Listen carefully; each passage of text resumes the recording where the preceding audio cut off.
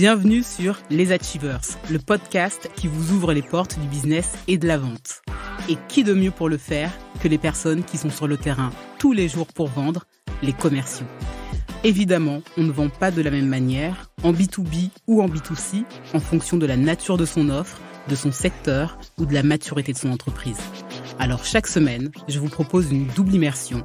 Je reçois une personne qui nous expliquera son marché et sa réalité de la vente. Je suis Audrey Petro, consultante en développement commercial et toujours sur le terrain. Je vous souhaite une très bonne écoute et je vous dis à tout de suite.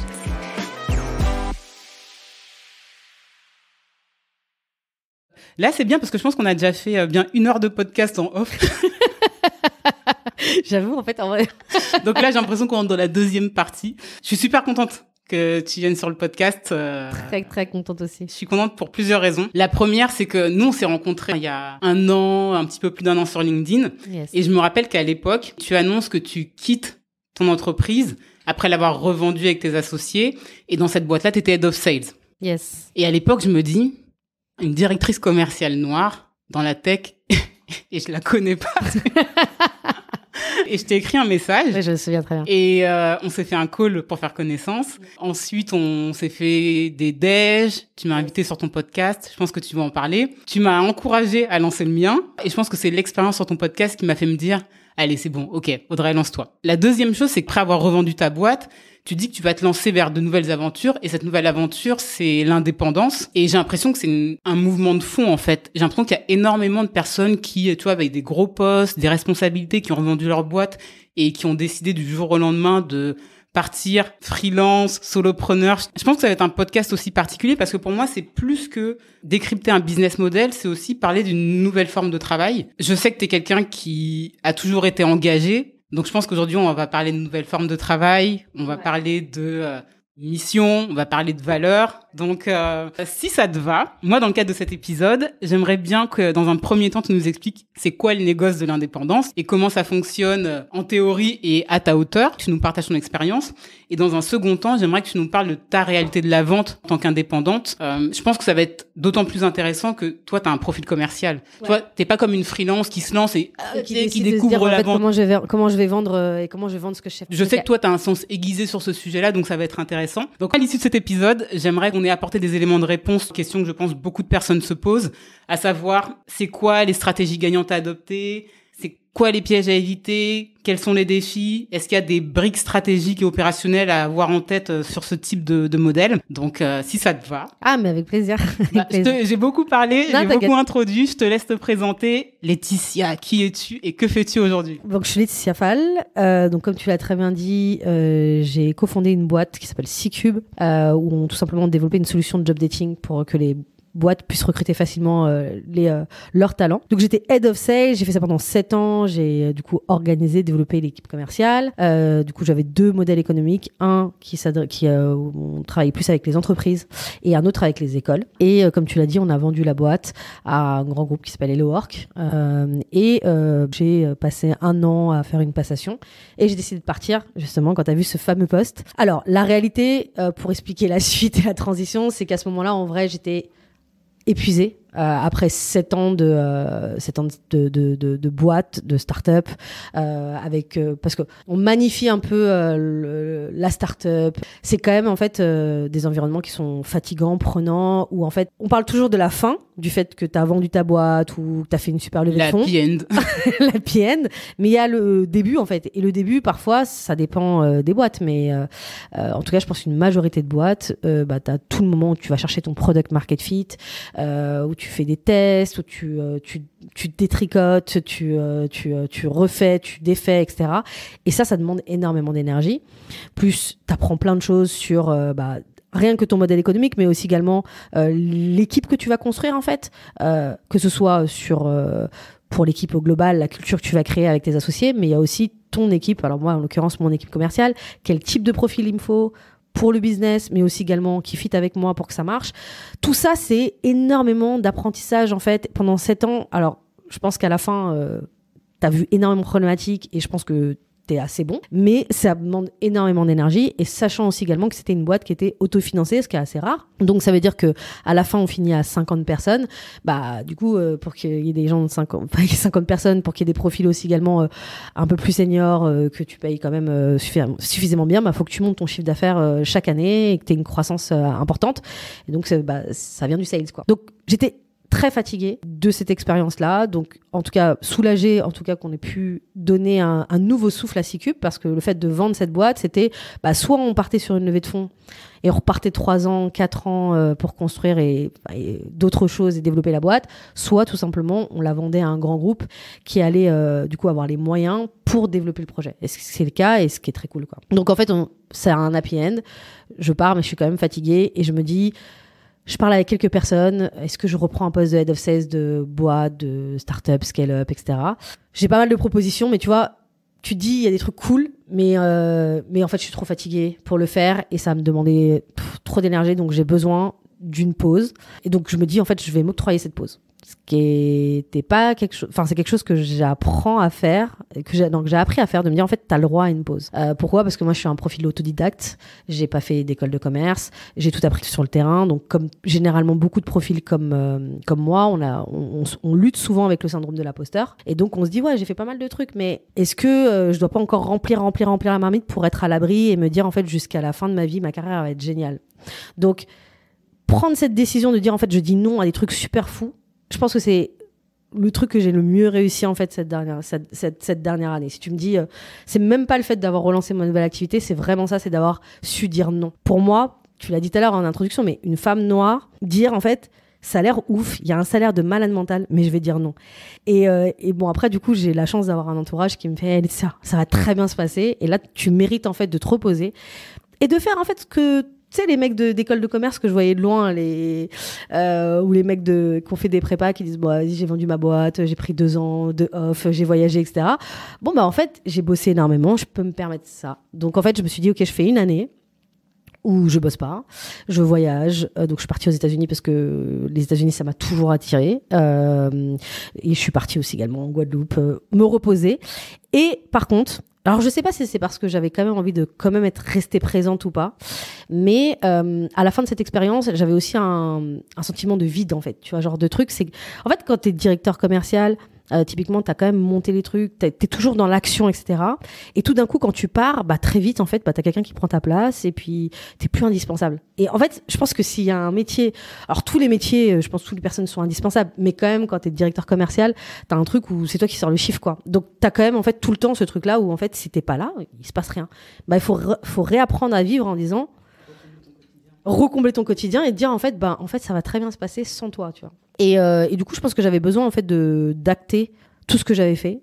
Et donc c'est pour ça qu'en fait j'ai lancé ce podcast qui s'appelle Vendu, où je me suis dit en fait il y a peu de choses finalement. Il y a des podcasts qui parlent de sales, mais j'avais pas forcément en France des gens qui sont sales ou qui ont commencé du début, qui ont été head of sales et qui parlent de leur expérience tout seul ou qui donnent des tips concrets qu'ils ont vécu dans leur chair. Donc je me suis dit en fait vas-y, fais-le. Et j'aimais bien ce média. Et donc, j'ai lancé ça juste avant de partir. Et du coup, tu vois, les choses, c'est comme si elles sont bien faites. J'ai fait ce podcast. Il y a des gens qui m'ont dit qu'il était cool. Et ensuite, j'ai commencé à regarder les autres personnes qui font du podcast. J'ai vu qu'il y avait pas mal de gens qui faisaient du podcast, qui intervenaient beaucoup sur LinkedIn et qui aussi étaient solopreneurs. Donc, j'ai vu que beaucoup de solopreneurs avaient leur podcast. Donc, je me suis intéressée à ce concept de soloprenariat, même si j'en avais un peu une idée parce que j'avais une ancienne personne qui travaillait chez Cicube qui m'avait parlé de son expérience de solopreneur après justement une expérience de head of sales d'un grand groupe. Et donc du coup, je découvre en fait ces gens-là qui gagnent bien leur vie, mais en même temps qui arrivent à avoir un super lifestyle. Et je me dis en fait c'est pour moi parce que quand même après cette expérience, j'avais pas envie de bosser avec d'autres gens tout de suite. Je me posais beaucoup de questions sur le management. Alors, bizarrement, à la fin, les gens avaient dit Laetitia, t'es une super manager, donc je pense que j'avais réussi ce truc-là. Mais je me posais quand même la question, est-ce que t'aimes vraiment ça, tu vois? Alors que t'aies compris les codes de comment ça se passe, comment avoir une bonne équipe, c'est cool, mais est-ce que t'aimes ça? Donc voilà, donc je découvre ça, je me dis, mais en fait, là, j'ai plutôt envie d'être tranquille. Et du coup, on va voir, quoi. Alors, je décide pas de me lancer tout de suite, mais je crois que je te contacte en plus à ce moment-là. et oui, on parle de ça. On se contacte et on se parle de ça. Mais en fait, c'est super intéressant parce que je t'ai dit dans l'introduction, tu t'es tourné vers l'indépendance et je voulais pas t'étiqueter avant que toi tu le fasses. Donc, tu as parlé de solopreneur. Ouais. D'autres personnes pourraient se faire appeler freelance. C'est quoi la différence pour toi entre un freelance et un solopreneur? Et pourquoi tu te fais appeler solopreneur plutôt que freelance? Pourquoi je me fais appeler solopreneur? Parce que pour moi, dans mon idée, c'est que je m'étais dit, si je lance une nouvelle activité, c'est pas juste je fais une mission pour quelqu'un, je délivre et ensuite tu me payes, quoi. Et après, au revoir, ou on continue ensemble. J'ai quand même en fait une idée de me dire, si je lance mon activité, il y a plusieurs produits que je vais développer. Il y a effectivement des missions que je peux faire chez un client, des choses assez classiques, mais il y a aussi également des produits que je peux créer moi, toute seule. Donc ça peut être de la formation, ça peut être du coaching ou autre. Et puis après, j'ai toujours ce petit rêve-là d'avoir aussi également à développer un petit SaaS qui résout une problématique sales, parce que c'est mes sujets, que je développe avec d'autres gens, mais en même temps c'est moi qui le pilote et voilà, et je le lance sur le marché et j'ai un petit MRR, etc. Donc mon goal, c'était de me dire, en fait, ce serait pas mal que j'ai une activité. Je sais plus, en fait, je crois que c'est celui qui fait Digital Nomade, mais j'avais entendu parler. Ouais, il génère 1 million par an, tout seul. Peut-être que je sais pas si j'y vais y arriver, mais ça m'excitait. Tu vois, après cette expérience-là, j'ai eu des super propositions, mais en tout cas, ce truc-là, ça m'excitait de me dire, en fait, et si je me donnais le challenge que dans 5 ans, j'arrive à faire 1 million toute seule? Tu vois, ça peut paraître dingue. Déjà, quand j'en parle aux gens, les gens me regardent, font, ouais, c'est bizarre, tu vois. Mais voilà. Et je sais que ça passe pas par le freelance. Après, il y avait, alors, dans cette période-là, j'écoute beaucoup de podcasts, beaucoup de gens. Et il y a un type que j'ai écouté, qui est assez connu dans tout ce qui est growth, et qui disait un truc, c'est que il avait un peu vu le freelance comme un peu une manière de faire une pause, où du coup, t'es chez le client, t'observes, tu résous des problématiques. C'est comme ça, après, tu rentres chez toi, tout ça mûrit, et après, t'arrives à trouver des solutions. Et j'aimais bien cette idée-là, tu vois, de me dire, en fait, ouais, tu vas retourner chez le client, tu vas faire des trucs qui t'éclatent parce que j'aime le sales, tu vas voir des problématiques du moment. Par exemple, tu vois, en ce moment, la problématique du moment, c'est vraiment, c'est toujours la problématique de tout le monde, la partie génération de leads. Mais tu vois, on a beaucoup parlé de cold email, beaucoup parlé de tout ça, etc. Tu sens qu'en ce moment, il y a quand même une tension, il y a de nouveaux canaux qu'il va falloir développer, des nouvelles manières de construire des messages. Et je le vois parce qu'aujourd'hui, je suis dans les boîtes, en freelance, en train de faire, tu vois. Et c'est quelle solution tu vas trouver, toi? Est-ce que tu vas trouver une solution? Je sais pas. Ouais, mais tu vois, pour en revenir à la différence entre solopreneur et freelance, moi, je suis assez d'accord. Je pense que pour beaucoup de personnes, le freelancing, c'est une manière de faire une pause par rapport au salariat. Mais pour moi, c'est pas non plus la panacée, parce que la différence que je fais entre le freelancing et le salariat, c'est juste un mode de contractualisation. Exactement. Tu vois. C'est au final. C'est pas un modèle économique, tu vois. Voilà, en fait, globalement, tu vas avoir un ou plusieurs clients. Je pense qu'il y a beaucoup de freelances qui ont un client, qui le facturent à la fin du mois, qui n'ont pas forcément les avantages sociaux, qui vont gagner un petit peu plus d'argent, mais qui sont quand même liés, qui n'ont pas encore réussi à décorréler leur production de leur niveau de revenu. Complètement, et pour moi, c'est un petit peu ça le défi, la différence entre les deux modèles. Freelance salariat, c'est un modèle de contractualisation différent. Solopreneur, c'est OK, j'ai réussi à créer un ou plusieurs actifs qui me rapportent de l'argent. Exactement. Que je sois là en train de produire ou pas. Mais pour moi, du coup, le freelance, c'est vraiment la première étape. Après, tu passes à l'étape solopreneur. Moi, c'est pour ça que je sais que personnellement aussi, c'est une des raisons pour lesquelles je me considère encore comme une indépendante / freelance. Et de la même manière, j'ai aussi envie d'aller vers du solopreneuriat, mais je suis encore, tu vois, au premier stade. Au début. Je comprends. Après, moi, peut-être que j'utilise ce mot dès le départ parce que, en fait, là, je suis vraiment dans une période. En fait, j'ai commencé, je me suis dit, OK, j'arrête de chiller à partir de juillet. Je commence à construire les choses, tu te rappelles? Et donc, là, depuis septembre, en fait, je teste plein de trucs. Donc, j'ai testé la partie mission dans des boîtes sur des sujets bien particuliers de sales. J'ai testé la formation aussi. J'ai testé de faire aussi également des missions de pure sales. J'ai testé aussi de faire des missions de sales ops. Donc, en fait, ça me permet de voir, en fait, déjà sur quoi j'ai envie de me positionner. Tu vois, un peu, c'est comme quand tu montes une startup, tu regardes tes différents marchés, qu'est-ce qui t'intéresse, là où il y a le plus besoin, et là où tu vas plus t'éclater. Donc, tu vois, c'est pour ça que je m'appelle solopreneur, parce que là, j'étais en mode, OK, sur mon domaine sales, il y a plein de possibilités. Je peux décider de faire du sales coach, je peux décider d'être dans de la strat en mode consultant, je peux décider d'être sales tout court, je peux décider d'être sales ops, je peux décider de... Alors, il y a un type qui avait été invité par un sales coach que je connais bien, mais qui lui, en fait, sa spécificité, c'est de générer des leads en cold call pour les boîtes, et il fait des grands comptes, il fait des petites boîtes, etc. Et aujourd'hui, il est aux États-Unis, au Canada, pardon. Il part au Canada, donc je pense qu'il a tellement réussi dans cette niche voilà. Donc là, je suis en mode observation. D'accord. Et dans les j'ai testé et j'ai décidé d'arrêter, j'ai testé, je vais continuer d'explorer, tu peux nous partager un petit peu Là, la première décision que j'ai prise, c'est que la formation, nope. Pourquoi ? Alors, pas la formation comme je l'ai vécu. C'est-à-dire, la formation dans les boîtes, auprès d'une équipe de vente, oui. Parce qu'en fait, ils ont des enjeux, ils ont leur quarter, ils ont des échéances. En fait, ils sont en mode survie et il faut qu'ils y aillent. Et je trouve que ce que je vais leur donner va plus servir que dans une salle de cours avec des futurs sales. Après, c'est vraiment, je pense que pour apprendre à être sales, il faut être sur le terrain. Mais c'est ma vision du truc. Et que je pense peut t'apporter de la théorie comme ça, dans une salle de cours, en disant, vous voyez, quand vous allez être sales, vous faites ça, vous faites ça, vous faites ça. Au final, voilà, je me suis pas trouvée... j'apporte de la valeur, mais je vois pas la différence que s'ils pouvaient accéder à mon podcast. Tu vois. Donc, pour moi, faire de la formation à l'intérieur des boîtes qui ont vraiment un vrai objectif et des KPI à suivre, ouais, sans problème. Mais pas en mode dans des écoles, etc. Je le ferai de manière vraiment exceptionnelle. Après, la deuxième décision que j'ai prise, je crois que je te l'ai déjà dit, c'est... En fait, je pense que j'ai compris que je suis profondément sales. Je sais pas, il y a un gars que je vois sur LinkedIn, son titre c'est I'm a salesperson. Il dit genre je suis vraiment un commercial. Crois-moi, tu vois.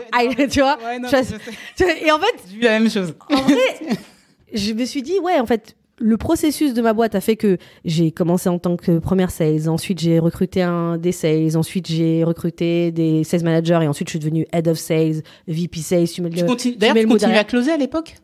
Ouais, mais que des gros comptes. Ouais, ok. Que des gros comptes ou sur des nouvelles offres qu'on voulait tester. Tu vois, alors à chaque fois qu'on voulait tester un nouveau marché ou un nouveau truc, ouais.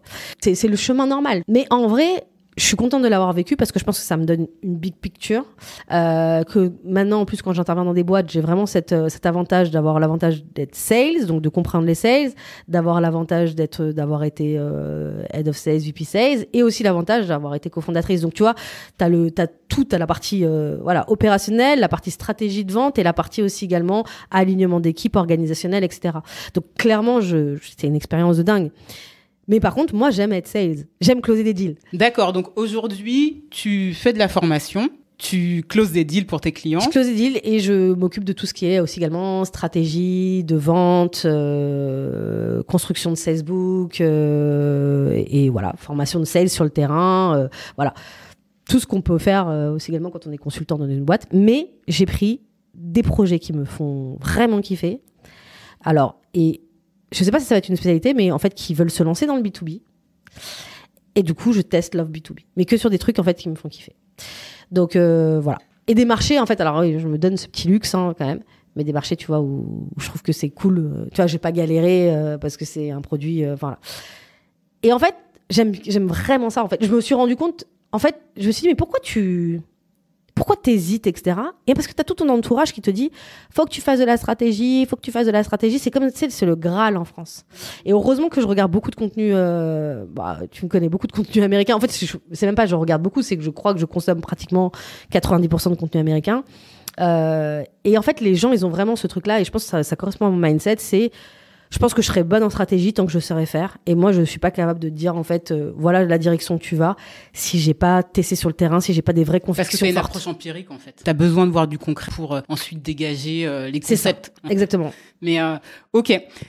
En fait, quand tu t'es présenté, t'as parlé de ton ancienne boîte, de ce que tu faisais aujourd'hui. Mais je sais que moi, que t'es pas que ça, tu vois.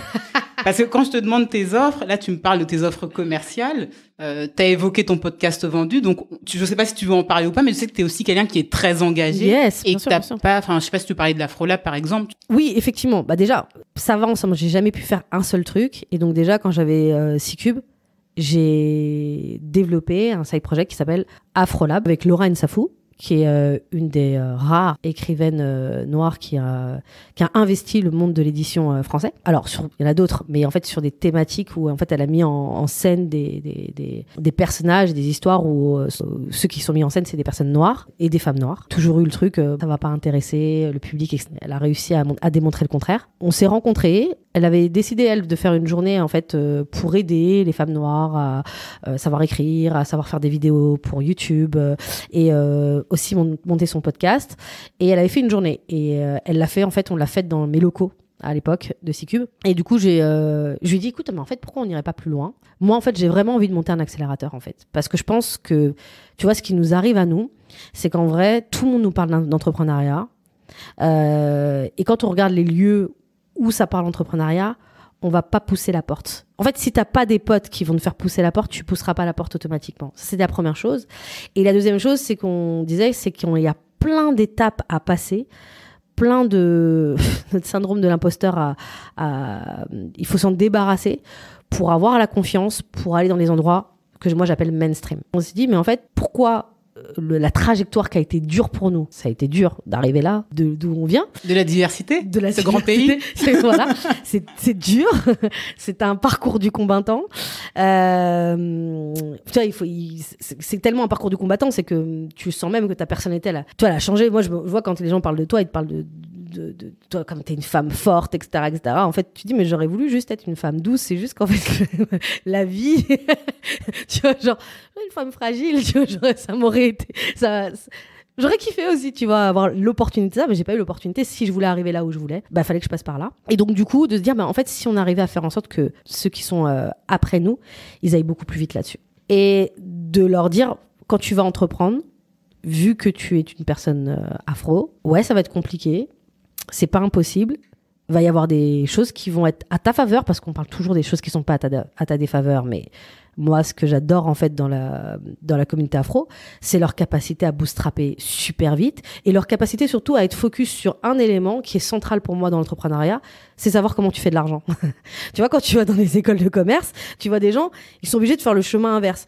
J'ai une bonne idée et puis après, il faut que je trouve le modèle économique. Eux, ils trouvent le modèle économique, ils trouvent la communauté, c'est juste après qu'il leur faut le réseau et de l'argent. Tu vois, c'est vraiment un... D'ailleurs, c'est marrant parce que je parlais avec un acteur en fait de l'entrepreneuriat en France et je lui disais ça, je lui disais, en fait, il me disait, ouais, on pourrait faire des réunions où on pourrait expliquer comment ils peuvent construire une audience. Je fais, mais en fait, moi, les gens que j'ai accompagnés sur Insta ou sur YouTube, etc., ils sont à 100 000, ils sont à 150 000. C'est le premier truc qu'ils savent faire parce qu'ils ont le swag, ils connaissent le fait de construire des trucs où il y a de la hype derrière, où ça va engager. Donc ça, c'est dans la culture. Et ensuite, il y a un focus parce que tu en as besoin, c'est de faire de l'argent vite. Tu vas pas travailler sur des trucs, t'as pas le temps. T'as pas cette tranquillité d'esprit de dire je vais juste faire un truc et puis je vais voir.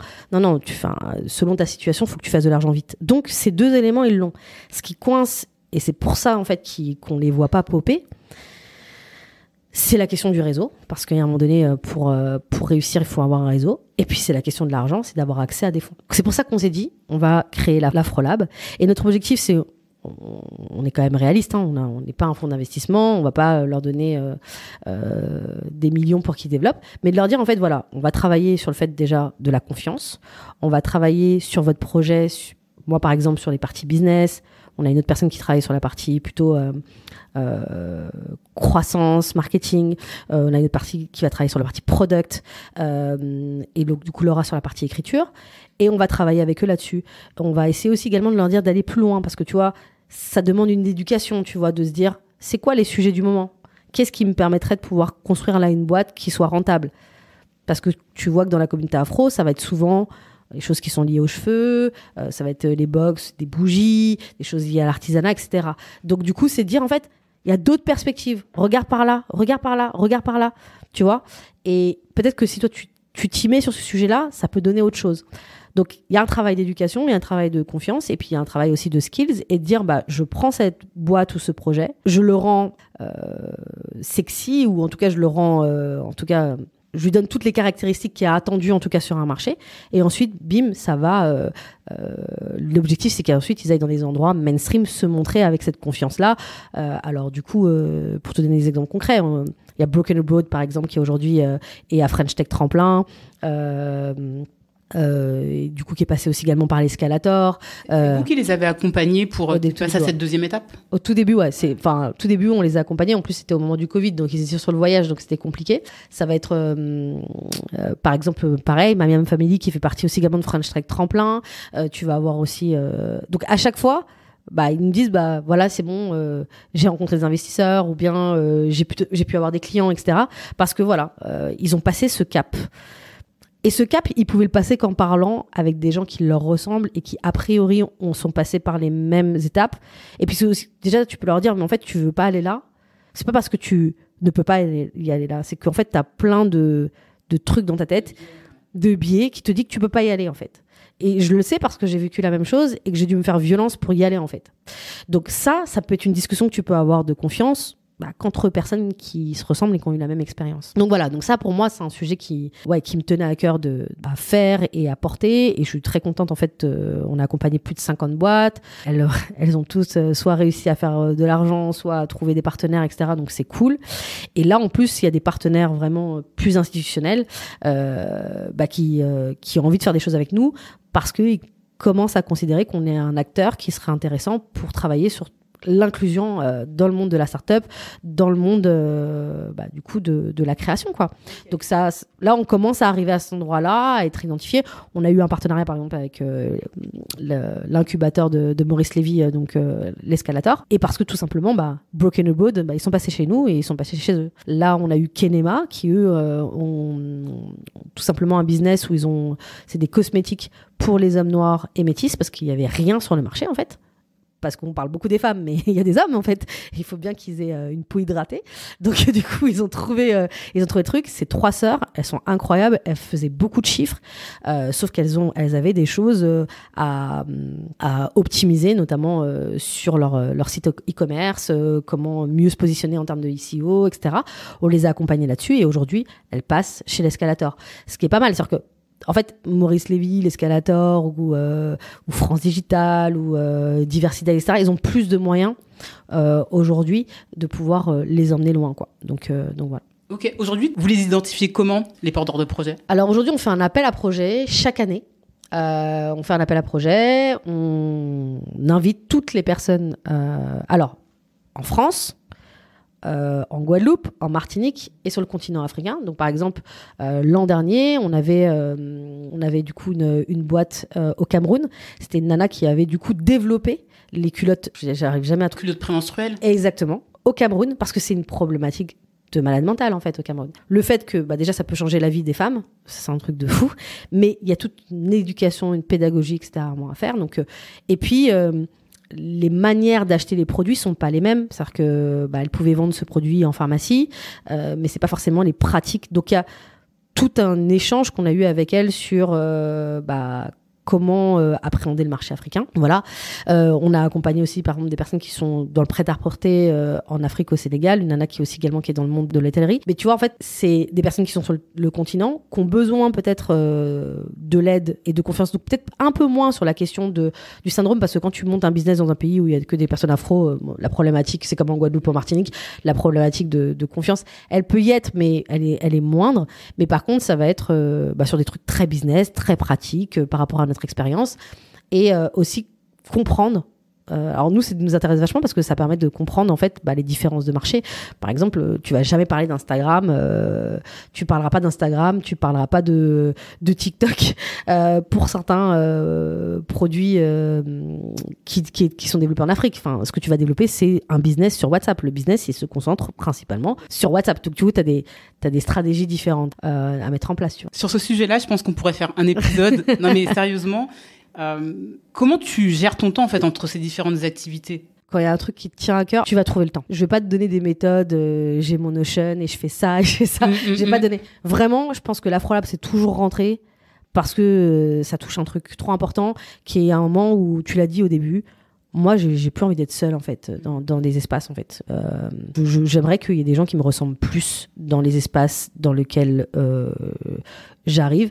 Le côté, en fait, je sais pas si tu avais déjà vécu ça, mais le côté un peu pionnier, c'est fatigant, en fait. D'ailleurs, c'est pour ça que je veux partir aux États-Unis. Où à chaque fois tout le monde me dit mais pourquoi Laetitia tu veux partir aux États-Unis, pourquoi mais c'est ça en fait, c'est cette fatigue d'être pionnière en fait aux États-Unis, des gens qui ont monté des boîtes, des gens qui sont solopreneurs peut-être comme le type là qui fait 1 million, 3 millions, 4 millions et qui sont afro, il y en a plein. J'étais à New York cette année, je suis restée un petit moment et quand tu parles à des gens, je reviens, j'ai une vibe, je me dis waouh, mais vraiment tu sais le côté c'est possible, c'est parce qu'en fait c'est pas une personne que tu vois. C'est plusieurs personnes en fait qui ont des business et en fait t'as aussi également une solidarité. Je me dis il y a aussi des bonnes personnes autour de moi qui me disent ouais mais ça c'est un peu la facilité de partir aux États-Unis donc j'ai aussi ce truc là de me dire bon bah tu peux aussi construire ça. Ça se trouve, ça prendra pas beaucoup d'ampleur. Pour l'instant, c'est à notre échelle. Avec ce qu'on donne, c'est notre temps. Mais en tout cas, je pourrais me regarder et dire, j'ai essayé de faire. Tu vois, là, par exemple, Broken Abroad, quand je vois May aujourd'hui, qui cartonne, qui aura pas mal de bonnes nouvelles à annoncer prochainement pour sa boîte, qui est à la fois influenceur, mais à la fois CEO d'une boîte, etc., valorisé, interviewé partout. Je me dis, c'est trop cool, en fait. Et peut-être que c'était pas notre génération qui pouvait le faire. Cette génération, elle fera des trucs vraiment. On gagne des batailles d'une génération à une autre. Quand tu regardes la nana de Secret de Loli, on aimerait avoir plein de nanas comme ça, tu vois. Genre, ça fait trop du bien de la voir.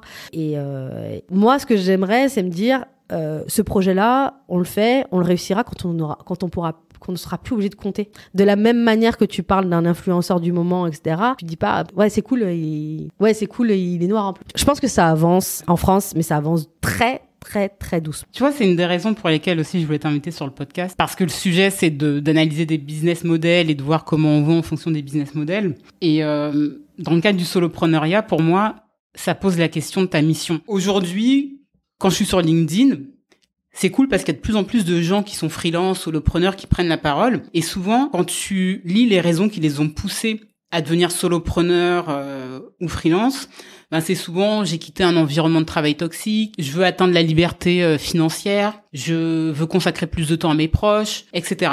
Et franchement, c'est des raisons qui sont valables et moi, c'est des raisons que je partage très certainement. Et à un moment, je me suis dit, mais en fait, juste être freelance et solopreneur, c'est juste bosser pour ta pomme et tu n'apportes rien au monde, tu vois, c'est juste, vous m'avez tous saoulé. Tu vois, je m'en vais.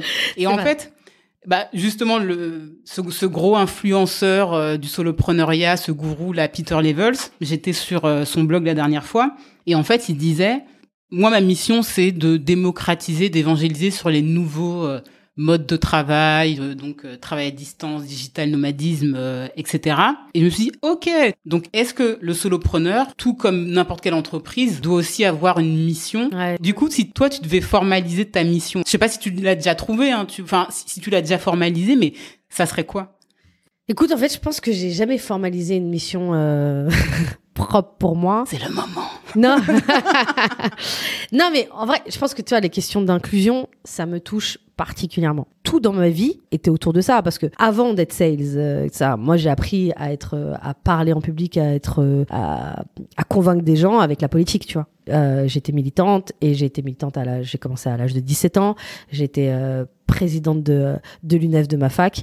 Je faisais littérature italienne, donc je passais plus de temps à militer en vrai que de suivre des cours.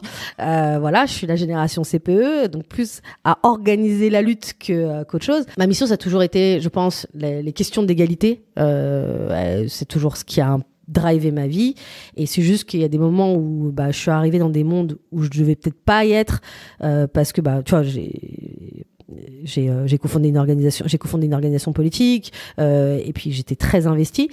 Et à un moment donné, je suis partie de ce monde-là parce que j'étais déçue. Donc, ça m'a fait qu'après, je me suis dit, allez, je vais aller regarder du côté du monde du business. Et puis, du coup, le monde du business, c'est cool. Je pense que je suis bonne là-dedans. Mais il y a des trucs qui vont pas et qui collent pas forcément. Donc, il faut que je retourne aussi dans le monde. Et je pense que l'Afrolab, je sais pas si c'est un projet parmi plein d'autres que j'ai pu faire, ou si c'est le début de quelque chose, mais je sais que la transmission à des personnes qui me ressemblent, ou à des femmes, ou même des personnes qui sont en situation de handicap, etc., le fait qu'ils puissent arriver à un endroit où on les attend pas, Ça, pour moi, c'est quelque chose d'important parce que c'est par là où ça va arriver, l'égalité, le fait de plus devoir travailler plus que les autres pour réussir à avoir un poste ou avoir une promotion ou avoir ce salaire-là.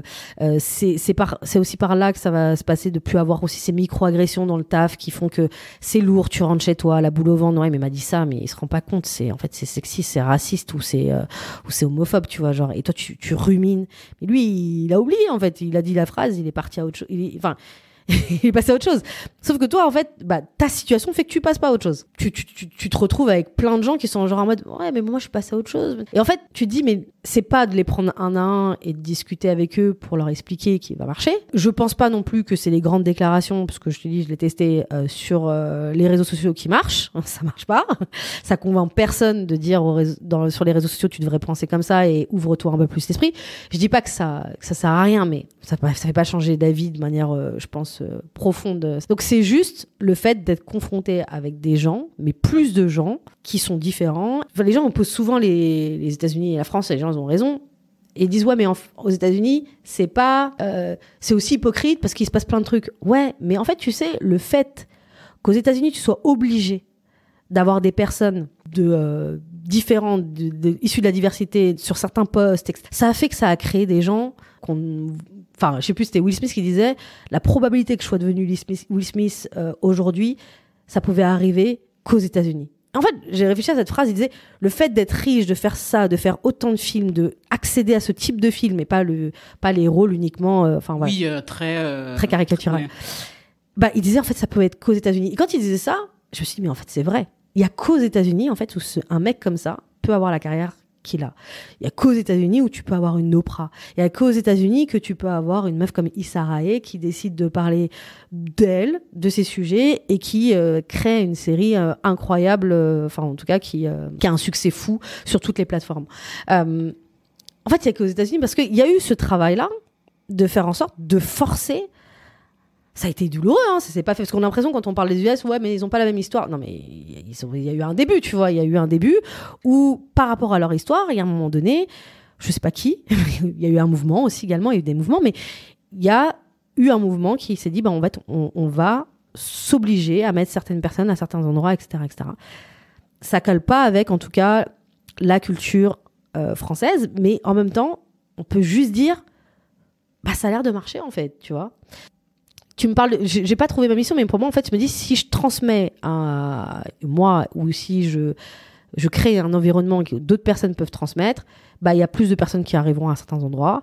Et donc, si ces personnes arriveront dans un endroit, elles fréquenteront des gens, ça va forcément créer une mutation. Alors. Et aujourd'hui, les gens, dans les boîtes, ils veulent parler de ça avec toi. Tu vois, les personnes qui te ressemblent pas, elles disent, OK, viens, on en parle, ouais, ça m'intéresse, elles vont se poser à côté de toi. Tu vois, le fait qu'il y ait des acteurs qui ont approché l'Afrolab, ça prouve qu'il y a une envie, en fait, de changer.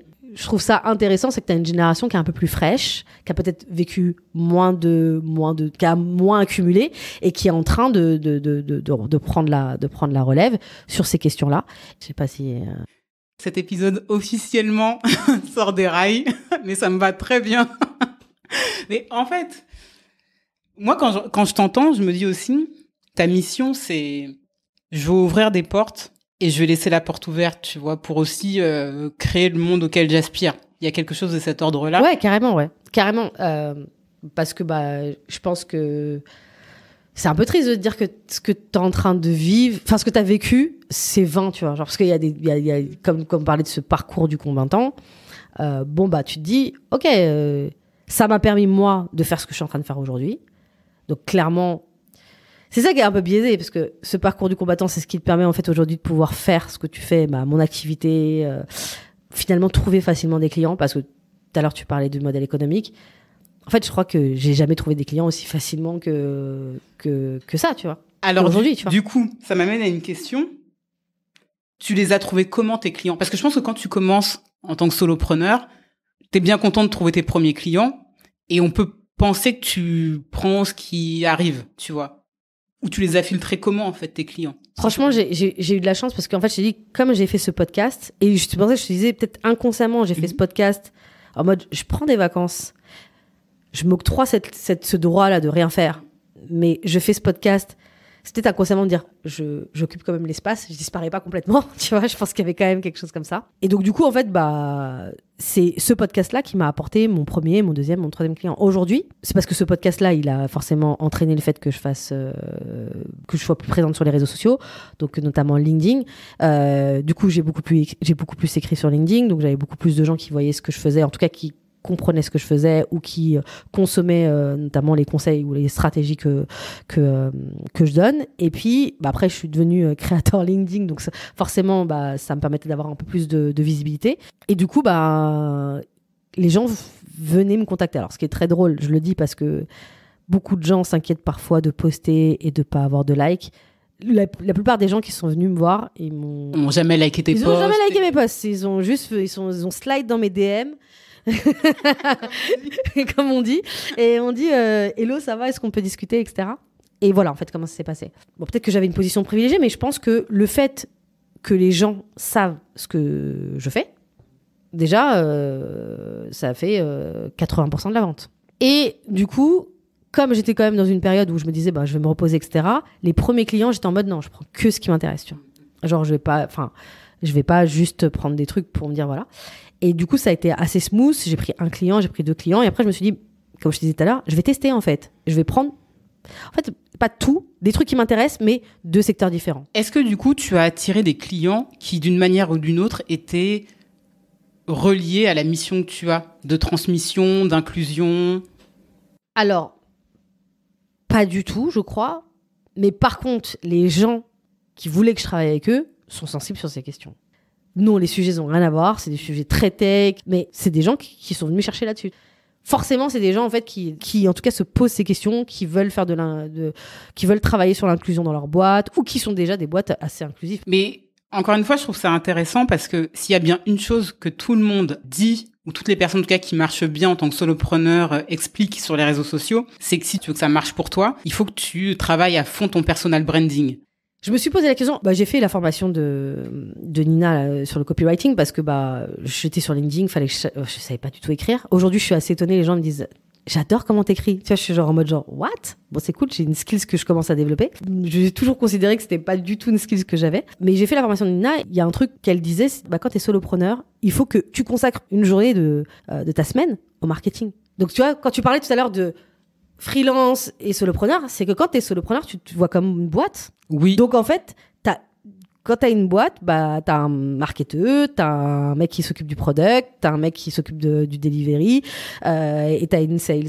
En fait, quand t'es solopreneur, t'es tout ça à la fois. Donc dans ton agenda, tu dois avoir ta journée qui est dédiée au market. Et dans le market, il y a des aspects de personal branding, mais il y a d'autres choses, tu vois, derrière. On va revenir du coup sur le personal branding, mais ça m'amène du coup à la question des compétences. Toi, tu sors Après, tu étais dirigeante aussi dans ta précédente boîte. Donc, je pense que tu as un avantage par rapport à une personne qui se lance vraiment, qui était juste collaborateur dans une boîte. Mais c'est quoi les compétences que tu as découvert quand tu as décidé de te lancer en solopreneur, et sur quelles compétences tu as dû bosser pour en fait te mettre la page? Franchement, le market, parce que être sales et faire du market, c'est 2 mondes différents. Même si tout le monde essaie de les mêler, c'est 2 mondes différents. Donc, quand je vois tous les copywriters, j'ai pas du tout cette skill, tu vois, genre savoir écrire comme ils peuvent le faire ou savoir monter une vidéo, tout ça, c'est pas mon truc. Donc, c'est pour ça que j'ai pris une formation, que j'ai pris une formation, et c'est la seule formation que j'ai prise d'ailleurs. Tout le reste, j'avais pas besoin. Pour moi, c'est le premier truc. C'est vraiment tout ce qui était lié au market, c'est savoir écrire. Tout ce qui est parti, tu veux faire un podcast, j'ai un podcast, donc je savais pas faire de podcast, donc départ, tu prends un micro, t'allumes ton micro, et puis après, en même temps, tu te dis, non, en fait, c'est pas juste à allumer mon micro. Pom, pom, pom. C'est pas juste allume ton micro. C'est, tu vois, moi, en plus, j'invite pas de gens, sauf sur des formats où je t'ai invité, mais la majorité de mes épisodes, c'est moi qui parle, donc t'as tout un truc, encore de l'écriture, tu scriptes. Ensuite, du coup, faut que tu vulgarises énormément, etc. Et ça aussi, c'est tout ça. Parce que quand tu dis que quand tu fais du sales ou que tu es head of sales, tu fais ce que tu as à faire. Tu vulgarises pas pour que des personnes qui ne savent soit peu de choses en sales, ou soit des gens qui en savent beaucoup, mais de leur apporter de la valeur, comprennent ce que tu racontes. Donc, en fait, ça demande quand même un exercice. Donc ça a été, je pense, le plus gros, en fait. Construire mes offres, ou en tout cas construire mes prix, etc. Bon, ça, c'est comme tu disais. Il doit le faire en long, en large, exactement. Par contre, tu vois, genre là, aujourd'hui, la problématique que j'ai, et je pense que finalement, je me rends compte que même des solopreneurs bien avancés c'est la question de comment tu fais pour ne pas t'épuiser. La question de, justement, construire tous ces actifs, sur quoi tu paries en premier. Bon, je t'avais demandé, par exemple, en disant, ouais, bah voilà, là, j'ai des missions sur du pure sales, combien je peux en prendre. T'as vraiment cet enjeu de à quel moment ça craque, en fait. Et en même temps, tout en ayant ça, c'est-à-dire qu'il faut que tu aies des missions, faut que tu fasses des choses, mais il faut pas non plus que tu délaisses le fait que l'objectif, c'est que je scale. Donc, si je veux faire comme ce fameux mec, peut-être dans 5 ans, 6 ans, avoir un chiffre d'affaires d'1 million, toute seule, ça peut pas reposer que sur moi, ma présence, mon énergie. Et voilà, il va falloir que... Alors, s'il y a plein de gens qui se sont lancés dans la formation en ligne, ça peut être une piste. Moi, après, comme je pense que je viens de ce monde-là, j'ai vraiment l'idée du SaaS dans ma tête. Mais du coup, ça veut dire qu'il faut du temps pour réfléchir au sujet.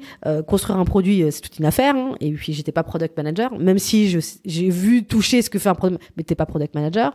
Donc, en fait, demain, tu veux créer un SaaS, il faut que tu te transformes en product manager. Après, il faut que tu te transformes en product market. En vrai, être solopreneur, là, j'expérimente, mais tu dois maîtriser plusieurs métiers à la fois. Alors, là où je suis contente, c'est que la principale compétence que je pense qui est cruciale pour vivre, c'est le sales, et je l'ai. Tiens, comme par hasard, un commercial qui pense qu'il est le centre de l'entreprise. Non, mais ce que je veux dire, c'est que... Pourquoi je vais pas te contredire?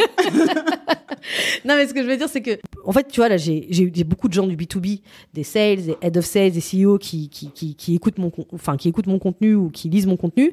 Mais j'ai aussi une frange que j'avais pas anticipée, qui sont les solopreneurs. Alors, aujourd'hui, il y a pas mal de solopreneurs qui me disaient, est-ce que tu as une offre pour justement apprendre à vendre? Et au départ, je disais non, parce que moi, je me focus sur le B2B. Moi, j'étais là aussi, je pensais que ça permet d'aller plus vite, de facturer plus aussi également. Mais... en fait, il y a un besoin aussi également sur les solopreneurs, mais c'est pas le même besoin. Hein. Tu coaches pas les solopreneurs de la même manière. Des gens qui ne connaissent rien à la vente et d'autres personnes qui ont quand même des concepts. Il y a forcément un truc dans ma tête de dire est-ce que je ferme cette porte en disant non, tu te concentres là-dessus. Enfin, t'as plein de choix à faire, mais en fait, c'est comme si tu te parlais tout seul dans ta tête. Parce que dans mon ancienne expérience, t'avais le CEO, t'avais le head of product, t'avais moi, t'avais le head of market, growth, etc. Et on se parlait autour d'une table. Alors, comment tu t'entoures? Je sais que tu as délégué certaines choses. À partir de quand tu l'as délégué? Tout ce qui est comptabilité, je vais pas m'occuper de ça. Et je pense que c'est un des endroits où, en tant que chef d'entreprise, ça a le moins de valeur. Tu vois, c'est chronophage, c'est... Exactement. Par contre, je pense qu'il faut vraiment avoir un œil dessus. Ah oui, non, ça c'est clair. Il faut avoir un œil dessus. Mais en tout cas, c'est un truc sur lequel je me dis, je suis rassurée et ça m'enlève une grosse charge mentale de me dire, en fait, je m'en occupe pas. Des gens qui sont assez connus, qui sont très avancés dans l'entrepreneuriat, je pense que ils ont pu déléguer. Je pense qu'avant de déléguer, il te faut bien 2 ans. Hein. Parce qu'en fait, je pense qu'il faut que tu rentres dans... Le marketing, je pourrais jamais déléguer le marketing. Alors oui. Difficilement parce que c'est ton personal branding. Voilà, Par contre, ça dépend de ta stratégie. Par exemple, tu vois, je sais pas, je te l'avais dit une fois, c'est que là, en ce moment, j'ai expérimenté les réseaux sociaux, donc LinkedIn, Instagram. Aujourd'hui, je me mets aussi sur Twitter parce que je trouve que tu apprends vachement de trucs. Tu as vraiment un truc très quali. Sur Twitter, on parle beaucoup de LinkedIn, mais franchement, sur le business, alors un peu plus sur les US, je vois des Français commencent à arriver, mais t'apprends vraiment beaucoup de trucs. Mais tu vois, là, je suis en train de me dire, en fait, les réseaux sociaux, il y a un truc qui me gêne, c'est pas rentable. Tu produis beaucoup pour une plateforme. Alors oui, ça t'offre une visibilité, mais c'est assez obsolète rapidement, etc. Donc là, je suis aussi également en train de travailler. Il y avait un gars que j'avais entendu sur un podcast et ça m'avait marqué. J'ai toujours ce truc dans la tête, c'est comment je crée du contenu qui soit le plus intemporel possible. C'est peut-être prétentieux, mais je dis pas qu'aujourd'hui mon contenu est intemporel, mais ce que je veux dire, c'est que c'est vers ça que j'ai envie de tendre, parce qu'en fait, il y a un moment donné de créer. Oui, il y a les tendances, mais créer du contenu qui va être vieillot, j'ai envie de durer. T'as besoin de capitaliser, en fait, c'est surtout ça. Exactement. C'est-à-dire, tu crées du contenu, avoir l'impression, je sais qu'à un moment donné, j'ai commencé pas à angoisser, mais j'ai commencé à dire, non, mais ça, en fait, ça me saoule. Enfin, tu vois, moi, mon truc que j'ai envie de faire, c'est faire des ventes, des closing, d'accompagner des sales. C'est pas me transformer en community manager. Je veux pas ça, tu vois. C'est pas mon job. Par contre, sur ton personal branding, raconter ton expérience, etc., t'es obligé de le faire, mais tu vois, genre, c'est peut-être dosé. Donc, déjà, il y a ce truc-là. Et donc, je suis plutôt dans une stratégie, me dire, ouais, en fait, il y a d'autres stratégies que les réseaux sociaux. Donc, je suis en train d'explorer d'autres stratégies qui sont plus cachées. On voit moins tes efforts derrière et ça prend plus de temps. Mais de me dire, bah ça, en fait, tu peux déléguer. Alors, c'est pour une raison de gestion du temps. Est-ce que c'est aussi par rapport à d'autres problématiques qu'engendrent les réseaux sociaux? Ma question est super orientée. Non, mais en fait, il y a vraiment les deux. Enfin, il y a vraiment les deux. Alors, moi, j'ai toujours aimé les réseaux sociaux. J'ai toujours été fan et je pense que je suis plus sur TikTok. J'ai fermé la porte, mais j'étais une des toute première à être sur TikTok et tous mes potes me disaient, et à l'époque où vraiment c'était que les gars de 16 ans qui étaient dessus, et mes potes c'est eux qui m'ont fait sortir de ce truc là, ils m'ont dit faut que t'arrêtes, tu vois. Mais j'aime beaucoup les réseaux. Par contre je sais le fait là de pousser le truc en mode créateur de contenu, j'ai vu les effets que ça les effets que ça sur ton humeur et sur ta productivité. C'est-à-dire que au-delà du fait que moi j'ai identifié 3 choses, alors peut-être que c'est moi personnellement, mais le premier truc, c'est que si tu prends pas la distance nécessaire et que tu mets pas le process nécessaire, ta journée est ponctuée sur tes vanity metrics. Genre en fait, est-ce que tu as eu suffisamment de comments, suffisamment de likes, etc. Parce que tout le monde peut raconter je m'en fous des likes. Tu passes pas 1 heure à faire un post pour en avoir rien à faire. En tout cas moi j'ai du mal en tout cas moi je crée pas un truc pour avoir rien à faire des retombées. Moi je reçois un message en DM qui me dit ton contenu il est cool, je trouve ça super cool, tu vois, genre voilà. Enfin voilà. Et c'est fait pour ça les réseaux sociaux, ils sont faits pour te donner un truc, c'est pas juste comme ça, voilà.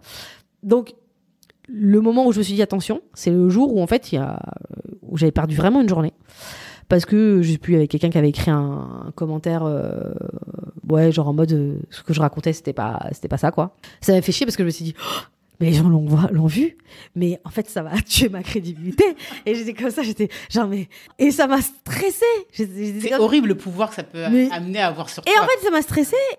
Et en plus j'ai beaucoup de potes genre en fait qui sont sur des réseaux sociaux et qui ont des plein de followers. Donc je me suis dit voilà, tu vois, vu que c'est tes potes, tu dis ils le font, je vais le faire. Mais en fait je me dis waouh, elles sont incroyables parce que ça m'a flingué ma journée. Simplement, ça m'a flingué ma journée. Donc déjà je me suis dit OK. Déjà il va falloir que tu travailles là-dessus. Ensuite, il y a un moment où je créais tellement de contenu que mon cerveau il s'arrêtait pas. Après je suis hyper active, mais mon cerveau il ne s'arrêtait pas. C'est-à-dire que je décidais de fermer mon ordinateur, je pensais à des posts, je pensais à des sujets, c'est des petits éléments, et puis après je suis partie un peu regarder le contenu de ceux qui créent et qui sont déjà très connus, etc. Et ils parlent de ça. D'ailleurs dans la formation d'Ina, t'as une gestion ça s'appelle pas comme ça, mais gestion des haters et gestion du temps. Ouais, mais c'est surtout gestion même en fait de ta santé mentale. Hein. Elle parle de ça. Donc c'est pas juste la question des haters, parce que bon, moi j'écris plus sur de l'expertise. Je dis pas que je peux pas avoir d'expertise. Oui, c'est vrai, donc c'est moins clivant. Mais justement, tu vois, je suis sur ces questions d'inclusion, mais dans le cadre de l'Afrolab, je vais pas commencer à raconter des choses sur LinkedIn parce que je sais que je vais avoir 3/4 des personnes qui vont pas être d'accord ou qui auront quelque chose à dire.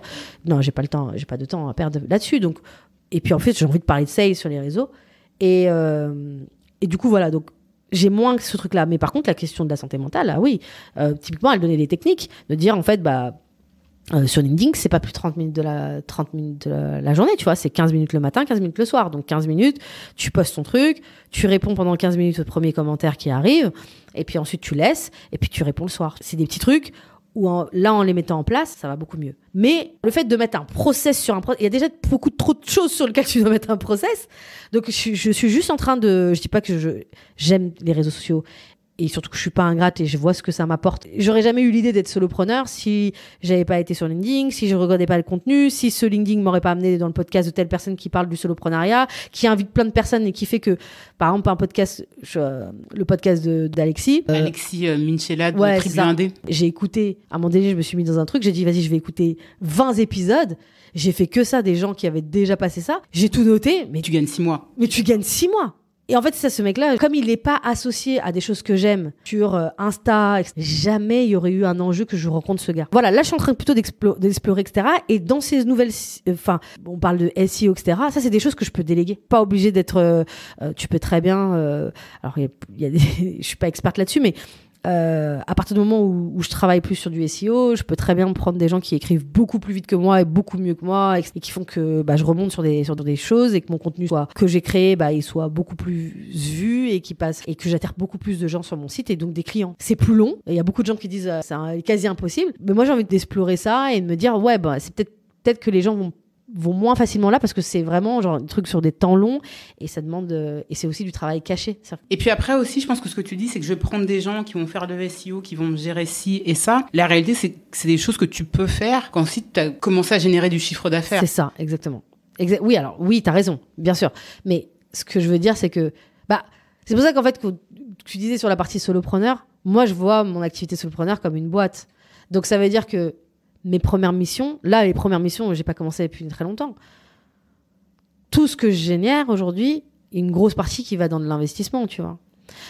Dans des outils qui me font gagner un temps fou dans mon travail, parce qu'il n'y a pas que le délégué à des personnes, il y a des outils que j'utilise tout le temps. Et donc, je ne vais pas prendre la version gratuite, non, je vais prendre la version payante. C'est de l'investissement parce que je sais que voilà, c'est primordial, je vais gagner plein de temps. Et deuxièmement, me dire, en fait, je génère ce chiffre. Si, parce que tu vois, tu peux dire, ouais, je facture cher, mais facture cher aussi également parce que tu factures dans la perspective, oui, de bien vivre, mais dans la perspective de dire, en fait, j'ai un business, en fait. Et les sous que je vais avoir, en fait, sur telle ou telle ou telle mission, il y a une partie qui va aller dans le fait de vivre, et puis il y a une partie que je vais investir.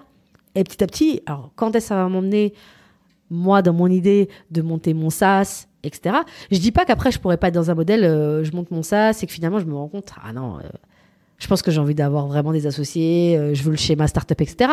Mais voilà, tu vois. Donc, je pense, en fait, mes premières missions, j'ai assez, peut-être que c'est pour ça, mais j'ai assez dit, en fait, mes premières missions, il y a une grosse partie qui va dans de l'investissement, et c'est quel investissement? Et cette partie-là, market, il faut que je la rends rentable. Donc, alors peut-être que ça c'est parce que j'avais une expérience avant, mais je traque tout ce que je fais. Par contre, tu vois, par exemple, je pense que j'ai gagné peut-être plus de temps que d'autres personnes. C'est-à-dire que j'ai créé du contenu grave, j'ai testé plein de trucs, mais à un moment donné, je m'arrête. Je me dis 2 mois, je regarde les KPI, je regarde ce que ça m'a apporté concrètement, combien de personnes m'ont contacté, combien ça a généré, voilà, mon taux de conversion par rapport au temps que j'ai passé. Tu vois, j'ai réduit, en fait, d'ailleurs, ça a provoqué que j'ai réduit le nombre de choses que je produisais sur les réseaux sociaux parce que je me rendais compte que en réduisant, j'avais exactement la même chose, donc ça servait à rien que je produise plus. C'est un outil que tu t'es créé toi-même ou c'est des choses que tu peux conseiller Non, c'est pas. En fait, quand tu te poses sur les réseaux sociaux, sur LinkedIn, bon, t'as pas des milliards de. Il y a quelqu'un qui va bientôt sortir un truc. Ah oui, mais ok, voilà. tu parles de Shield App, ce genre. Ouais, tu vois, c'est des trucs comme ça des trucs classiques, etc. Mais en fait, j'ai quand même ce principe-là de tout ce que je fais, à un moment donné de me poser, me dire qu'est-ce que ça m'apporte, et de dire en fait, si j'ai des sous là, en fait, je vais investir, voilà, dans ça, tu vois. Genre, mais après, t'as pas que les investissements. Market, etc. T'as aussi des investissements dans ton environnement. Tu vois, par exemple, là, aujourd'hui, je suis obsédée par le fait d'avoir une chaise ergonomique et, tu vois, genre... Bientôt les tickets restaurants. Non, mais tu vois, je suis obsédée par ça parce qu'en fait, en vrai, je reste beaucoup de temps devant mon ordi. Et donc, en fait, il y a je sais plus, c'était une pote à moi qui me parlait de quelqu'un qui avait mis 800 balles dans une chaise ergonomique. J'avais regardé, j'avais dit, c'est beaucoup, mais en fait, quand tu regardes la perspective où tu restes tous les jours sur ta chaise, ça devient un outil de travail. D'autant plus que tu es l'asset prioritaire dans ton business. C'est ça le truc qui est très très important, c'est que tu es l'asset prioritaire. Tu dois être en bonne santé et donc c'est pour ça que l'environnement. Mais ce qui est pas mal, c'est que solopreneur, moi j'ai choisi aussi ça parce que si ça marche bien, tu peux te dire, en fait, ce mois-ci, c'est pas grave si je gagne pas ça. Et t'octroyer des vacances. Alors, je sais pas si dans la réalité, tout le monde le fait vraiment bien ou si ils se forcent à prendre des vacances uniquement en juillet et août. Mais moi, mon objectif de me lancer là-dedans, c'était de me dire, si là, en fait, j'ai envie de partir, je pars. Je me prends pas la tête. Évidemment, t'as tes clients, mais tu vois. Encore une fois, moi, cette notion de gestion du temps, je trouve que c'est une des principales problématiques. Il y a des moments où je me dis, peut-être qu'à un moment donné, je sais pas, dans un an, je dirais, en fait, ciao, je retourne dans une start-up, je sais pas. Tu vois, en vrai, j'en sais rien. Parce que cette question-là, aujourd'hui, je n'arrive pas à me dire. Enfin, je vois tous les modèles qui ont pu être faits. Il y a des gens, ils ont commencé par du contenu, de la formation en ligne. Après, ils ont monté leur product, etc., etc. Mais ça a pris parfois, quand tu regardes un peu leur trajectoire, entre 5 et 7 ans, tu vois. Il y a quand même un mouvement solopreneur. Donc, est-ce que ces gens-là, un jour, reviendront au salariat? Est-ce que ce mouvement-là, en fait, il va nous emmener là où les prédictions disent que tout le monde sera solopreneur et voilà. On n'en sait rien, etc. Mais c'est un peu la tendance. Tu vois, ce mouvement-là, solopreneur, moi, je trouve que solopreneur, là, aujourd'hui, ça va bien avec mon mindset d'aujourd'hui. Mais tu vois, par exemple, de dire, en fait, que c'est mieux que tel modèle que la startup, non, moi, je dirais pas ça. C'est une question de moment de vie, de priorité. Tu vois, en fait, c'est pour ça, en fait, que je pense que, tu vois, les typologies de business que tu construis, c'est en fonction, en fait, tu vois, moi, ça m'allait très bien d'être dans un milieu start-up à un moment donné de ma vie, à l'âge de 30 ans, où j'avais besoin de sociabilité, de découvrir des gens, d'être dans... Voilà. Aujourd'hui, je suis un peu plus âgée, j'ai envie de plus de tranquillité, de gérer mon temps, de manager mon temps, d'être avec mes proches, etc., etc. Mais c'était pas ce que j'avais envie, en fait, tu vois. Il y a un autre sujet, tu fais énormément de choses, donc comme tu le dis, tu fais du marketing, tu dois faire de la stratégie, tu dois faire du sales, plein d'autres fonctions parce que ta personne, c'est une boîte. Comment tu fais pour rester à la page sur ton expertise principale et celle que tu vends? Bah, en fait, c'est ce que je t'ai dit. Moi, personnellement, comme je suis salesperson, je suis en train de dire, bon voilà, il y a 60% de ça et il y a 30% de ça. Donc, j'ai pris des missions sales. Je choisis des boîtes dans lesquelles je vais intervenir sur la question sales qui sont assez différentes pour avoir un peu aussi également de la hauteur et pas ultra spécialisé, même si tout le monde dit qu'il faut s'ultra spécialiser. Moi, je trouve ça cool d'être dans des marchés différents, etc. Après, je t'avoue qu'aujourd'hui, là, tout ce que je t'ai dit avant, sur la partie, faut faire du marketing, faut faire ça, faut faire ça, faut faire ça. Avant, j'avais du temps, beaucoup de temps pour certaines choses. Là, j'ai encore plus un enjeu de temps parce que là, en fait, je suis dedans. Je suis pris parce que le sales, ça te prend du cerveau. Les gens disent que les sales se croient le centre du monde, mais en même temps, enfin, quand Nous sommes le centre du monde. En vrai, en même temps, je suis d'accord avec toi, mais je sais pas si ça va faire plaisir à beaucoup de personnes. Ça va aller direct en intro, je te le dis. Mais du coup, c'est genre, en fait, là, par exemple, je me dis, mais alors, une journée de marketing, en fait, ça va être beaucoup moins. Ou ça va pas être beaucoup moins, mais ça va pas être dans les jours, des 5 jours. Tu vois, ça va être du plus. Donc, il y aura de l'heure sup. Mais ça peut pas être dans les 5 jours. Pourquoi ? Parce que là, en fait, à partir du moment où tu fais des choses, tu rentres dans une boîte pour travailler sur du sales, t'as, je sais pas combien de ton jus de cerveau qui est pris sur matcher complètement, faire corps avec le marché pour le comprendre complètement, être hyper réactif pour comprendre en fait qu'est-ce qui va pas là en fait ici, voilà, et c'est quoi, ça se joue au niveau de la génération de leads, ça se joue au niveau du closing, ça se joue au niveau de la rémunération, ça se joue au niveau du management, ça se joue où en fait le problème, etc. Donc la boîte, elle a des enjeux, on est sur un quarter, donc il faut que tu ailles super vite, donc t'as pas le temps de dire oh vas-y je vais faire ça plus tard. Là on joue avec, je veux pas dire que tous les autres métiers on joue pas avec la vie des gens, mais tu vois très bien dans le B2B, t'as un quarter, t'as des objectifs, surtout il se trouve que si t'es dans le Q4, faut que t'avances vite, quoi. Enfin, tu vois, ouais, genre, tu peux pas être là en plus à moitié. Tu peux pas être là à moitié, etc. Donc ça veut dire que, en fait, là, moi, je me rends compte et j'apprends ça, que j'ai pas d'autre choix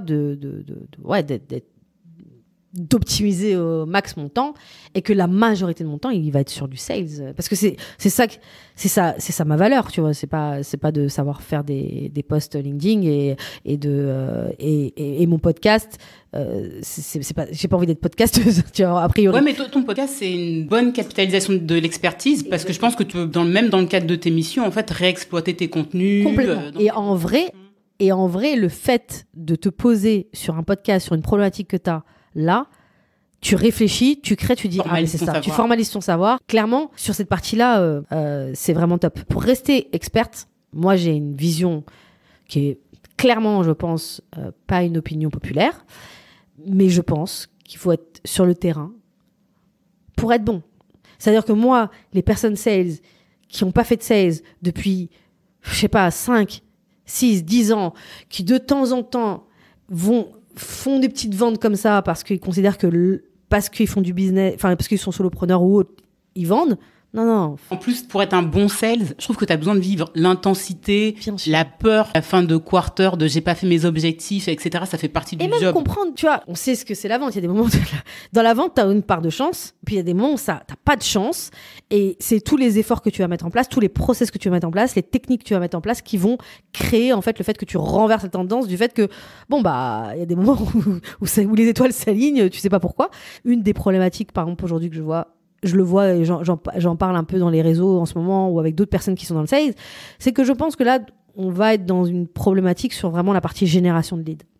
C'est-à-dire que tout ce qu'on a mis en place sur les 10 dernières années, les techniques de... D'ailleurs, c'est pas pour rien que le call call revient à la mode. Tu vois, pendant je sais pas combien de temps, t'as dit le call call, c'est mort, etc. Tout d'un coup, les gens ils disent, mais il faut appeler. Oui, parce que tout ce que tu faisais avant, tout ce qu'on a dit... On a saturé les canaux. On a saturé les canaux. Et donc, en fait... Pour que tu puisses comprendre qu'est-ce qui va te permettre d'avoir ces rendez-vous et d'avoir toujours ce truc de rendez-vous, il faut que tu prennes des rendez-vous. Moi, là, je vais te dire un truc. Je sais pas si c'est le hasard, mais il y a quelqu'un qui m'a tagué sur un vieux post que j'ai fait où j'avais mis un pourcentage de taux de résultats que tu pouvais avoir sur tes séquences de mails. Et je me souviens que quand je l'avais mis, c'est parce que beaucoup d'experts avaient mis ce chiffre-là, mais bon, moi, j'étais plutôt en dessous, même à l'époque... Et donc, il y a quelqu'un qui m'a dit, ouais, sérieusement, autant de pourcents, 80%, je crois, un truc comme ça. Aujourd'hui, je lui ai répondu, non, aujourd'hui, je fais plus du tout ça. Aujourd'hui, s'il n'y a pas de multicanal, c'est mort, tu vois. Mais ça, tu peux pas le dire si tu le fais pas. C'est qu'en fait, là, en fait, je suis vraiment dans une période où je suis en train de développer une nouvelle offre, B2B, et que j'ai fait mon ICP, j'ai fait tout ça, toutes les steps que je préconise de faire. Et j'ai mis en place des techniques qui marchaient il y a même pas 6 mois. Et là, j'ai les moins bons chiffres. Et comme c'est quand même un marché que je connais, je peux savoir que c'est pas parce que c'est pas parce que je suis sur un nouveau marché, c'est parce que en fait il y a quelque chose à craquer. Et donc ça me permet de trouver des nouvelles techniques, de comprendre en fait le marché, et donc de faire de la veille. C'est tout ça en fait qui permet d'être. Il faut du temps, ça demande du temps. Et ça demande en fait moi si j'avais un conseil à donner, c'est que je pense que quand tu as une expertise comme le market, le growth, etc., il faut que tu saches faire, parce qu'en fait tu peux pas raconter à des gens. Il y a des gens parfois c'est lunaire. Je sais qu'il y a des gens qui sont pas d'accord avec moi, mais parfois ils te racontent des trucs sur du sales, c'est lunaire. Non, ça marche pas. Enfin, t'as pu faire du sales à un moment donné, mais aujourd'hui, ça peut plus marcher. Pareil, tu réponds pas aux objections sur la question du prix, comme dans les années 70. Tu vois, quand tu regardes les livres, les vieux livres, etc., t'en dis, alors, si on te dit c'est trop cher, faut que tu répondes ça. Si tu fais ça en 2022, parce qu'aujourd'hui, il y a quand même une forme de transparence qui fait que tu peux complètement dire à quelqu'un, t'as de l'argent ou t'as pas d'argent? En fait, en vrai, j'exagère, mais aujourd'hui, t'as un niveau, avec les TikTok, avec les YouTube où tout le monde se permet de tout faire et il n'y a plus de limite, tu peux dire à un prospect, même le plus corporate possible, de dire, bon, voilà, on va se faire gagner du temps, vous avez de l'argent, vous n'avez pas d'argent. Tu vois, là où avant, tu avais des questions pour savoir s'il y avait du budget. Enfin, tu vois, il y a tellement... Et ça, il faut que tu les fais, il faut que tu sentes les gens, il faut que tu sentes le marché, il faut que... Voilà. Donc ça, pour moi, je sais que j'avais dit la décision. J'aime être sales, j'aime le sales. Ce gars-là dont je te parle, là, où je t'ai parlé tout à l'heure, en fait, ce mec-là qui a pris sa niche, qui dit, moi, en fait, je suis bon en call. Mon truc, c'est générer des leads pour des grosses boîtes, etc. Ce mec-là, c'est une star dans son domaine. Mais ce mec-là, en fait, il peut faire 10 ans. Et je pense il n'a pas dit combien il gagne, mais il doit facturer beaucoup, parce que, en fait, c'est tellement le cœur d'une boîte. Je pense que de plus en plus, on va valoriser, on le valorise déjà, mais le faire, on est quand même dans une ère où on est dans le zéro bullshit sur beaucoup de choses. Donc je pense aussi également que, tu vois, ce grand écart genre opérationnel et stratégique, je pense que ça tient plus, tu vois. Les gens qui disent, ouais, moi je suis plutôt sur les éléments stratégiques, en fait non, c'est juste que t'es bon pour réunir les bonnes personnes et qui savent faire le job. C'est une compétence, voilà. Mais tu vois, genre mais ça s'appelle pas faire de la stratégie. Non mais... C'est pas un pic, c'est que t'as des gens parfois qui te regardent. Non, parce que en fait, je te dis ça parce que aujourd'hui, je dois faire face à des gens qui me disent, attends, Laetitia, t'as été head of sales quand même. Enfin là, la next step, tu vois, c'est que tu vas pas faire du sales, tu vois, genre tu vas pas aller chercher des deals, closer des deals, etc. C'est très français, mais c'est ça. Donc en fait, tu dis, ouais, mais donc toi, tu fais quoi? Bah, moi, je fais de la strat. Ok, mais tu sais faire ça, tu sais faire ça, tu sais faire ça, tu sais faire ça? Non. T'as juste une skill qui est très bien. Si tu sais bien réunir les personnes qui sont des tueurs. Oui, manier les concepts. Et manier les concepts. Voilà, tu vois. Mais voilà, moi, ça m'intéresse pas de manier des concepts. Et je pense que je suis suffisamment bonne en sales pour pouvoir apporter de la valeur là-dessus. Donc voilà. Là, j'aimerais bien qu'on aborde ton quotidien, tu vois, ta réalité de la vente depuis que tu es passé solopreneur. Tout à l'heure, tu t'évoquais un objectif de chiffre d'affaires d'1 million d'euros d'ici 3, 4, 5 ans. Ces objectifs-là, tu les as définis sur quelle base? Non, vraiment, le 1 million, là, je t'ai dit, c'est le type là que j'ai vu, ça m'a inspiré. Je me suis dit, tu sais, c'est ta vision long terme qui te fait kiffer. C'est pas... Après, non, de manière plus sérieuse. La première année, comme c'est la première année, je me suis dit que, en fait, l'objectif là, c'était de tester plusieurs choses, de choisir et surtout d'avoir une visibilité d'ici 8-9 mois sur ce que je fais aujourd'hui, ce que je génère, et ce que j'arrive déjà l'année d'après à faire exactement la même chose. Déjà, c'est une première step. Et surtout, sur combien de temps j'ai de libre et qu'est-ce que je pourrais rajouter. Donc là, pour moi, c'est plutôt cette première année, c'est stabiliser mon business et retrouver vraiment, je sais pas si on peut parler de ça, mon product market fit. Parce que c'est pas que ce que je vais fournir. Sur du sales, tu fournis forcément de la valeur, mais il y a aussi, est-ce que j'ai trouvé le bon prix? Ça, pour le coup, t'as pas mal de gens qui te disent, faut que tu factures cher, ou bien des gens qui parlent de chiffres. Mais en vrai, c'est une galère, tu vois, de savoir en combien tu vas facturer, surtout sur les missions, parce qu'en fait, t'as des choses qui vont parfois être très chronophages et tu t'en rends pas compte tout de suite. Il y a carrément, là, en ce moment, j'essaie de trouver un modèle, et par exemple, tu vois, sur la partie sales, il y a quand même un modèle qui est, en fait, tu peux pas être sur un truc juste classique de dire, voilà mon TJM. Enfin, parfois, tu vas closer des deals hyper importants, donc est-ce que t'intègres une notion de variable dedans, etc., etc. Moi, donc, sur la partie sales, systématiquement. Ouais, mais tu vois, tu peux pas le penser que comme quand dans une boîte classique ou même tu penses ton variable, il faut quand même que tu calcules de dire ouais, mais mon variable dans une boîte classique et le variable en tant que solopreneur, il faut que je calcule le pourcentage qui soit suffisamment intéressant pour la boîte, mais intéressant pour toi parce que tu as quand même des charges qui sont importantes, tu vois. Donc tu as tout ça quand même à réfléchir. Donc aujourd'hui, pour moi, c'est mon objectif cette année, c'était de me dire si je me mets alors à fond de septembre à juillet prochain, si je me mets à fond, déjà c'est de savoir en fait quel chiffre d'affaires je suis capable de faire. Voilà. Et tester mes prix. Donc jusqu'à juillet prochain, il n'y a pas vraiment d'objectif, c'est je fais mon maximum. Je fais mon maximum, je regarde en fait, et pour moi en juillet, je vais regarder le chiffre d'affaires que j'ai fait. Bon, même si en fait je le regarde avant parce que déjà j'ai une tendance déjà maintenant, mais je regarde le chiffre d'affaires que j'ai fait, je vais regarder aussi également le temps que ça m'a pris. Je vais regarder si j'ai été capable, parce qu'en fait forcément, là j'ai plein de missions je sais pas si c'est le bon mot, mais templétiser les choses que je mets en place. C'est-à-dire savoir, par exemple, un process, est-ce que je peux le dupliquer pour un autre et donc, du coup, gagner plus, du coup, d'argent, etc. Donc, ça va être plus ça. Et je pense que l'année prochaine, l'année prochaine, j'aurai vraiment un vrai chiffre pour ce 1 million de dire, en fait, voilà, ça nécessite quoi? Parce que là, aujourd'hui, je suis encore en phase de test. C'est-à-dire que, à partir du moment où, c'est là où c'est intéressant ta question, c'est que, à partir du moment où je vais mettre un chiffre, très vite, ça va me donner les réponses de ce que je dois développer en plus pour avoir un deuxième ou un troisième actif qui va me permettre d'y arriver. Parce que de toute façon, c'est pas avec du freelance que j'arriverai à un objectif à 3-4 millions dans 3 ans, 4 ans. Mais tu vois, ça a été très vite parce que ça, je te disais ça en juillet, mais en fait, en vrai, là, ça fait même pas 3 mois que j'ai commencé et j'ai déjà une idée de mon prix. J'ai déjà une idée, en fait, ça va plutôt vite. Donc, tu vois, ça se trouve, j'aurai une vision dès janvier prochain. Je me dirais, en fait, non, je suis capable de me dire c'est quoi le chiffre d'affaires de l'année, quoi. Ton prix, comment tu l'as identifié? Alors, je suis partie au départ, je pense comme tout le monde, je suis partie sur Malte. J'ai regardé un peu les profils. Après, j'arrivais pas à trouver un profil exactement comme moi sur Malte. Donc, en fait, j'ai regardé des profils peut-être plus high, des profils et j'ai tout simplement pris un truc au milieu. Après, ce qui a été difficile, parce que la première fois que j'ai dit mon prix, j'ai eu 2 réactions. Ouais, ça va, normal. Et puis, j'ai eu des réactions genre, ah ouais, quand même. Et 2 gens qui étaient quand même...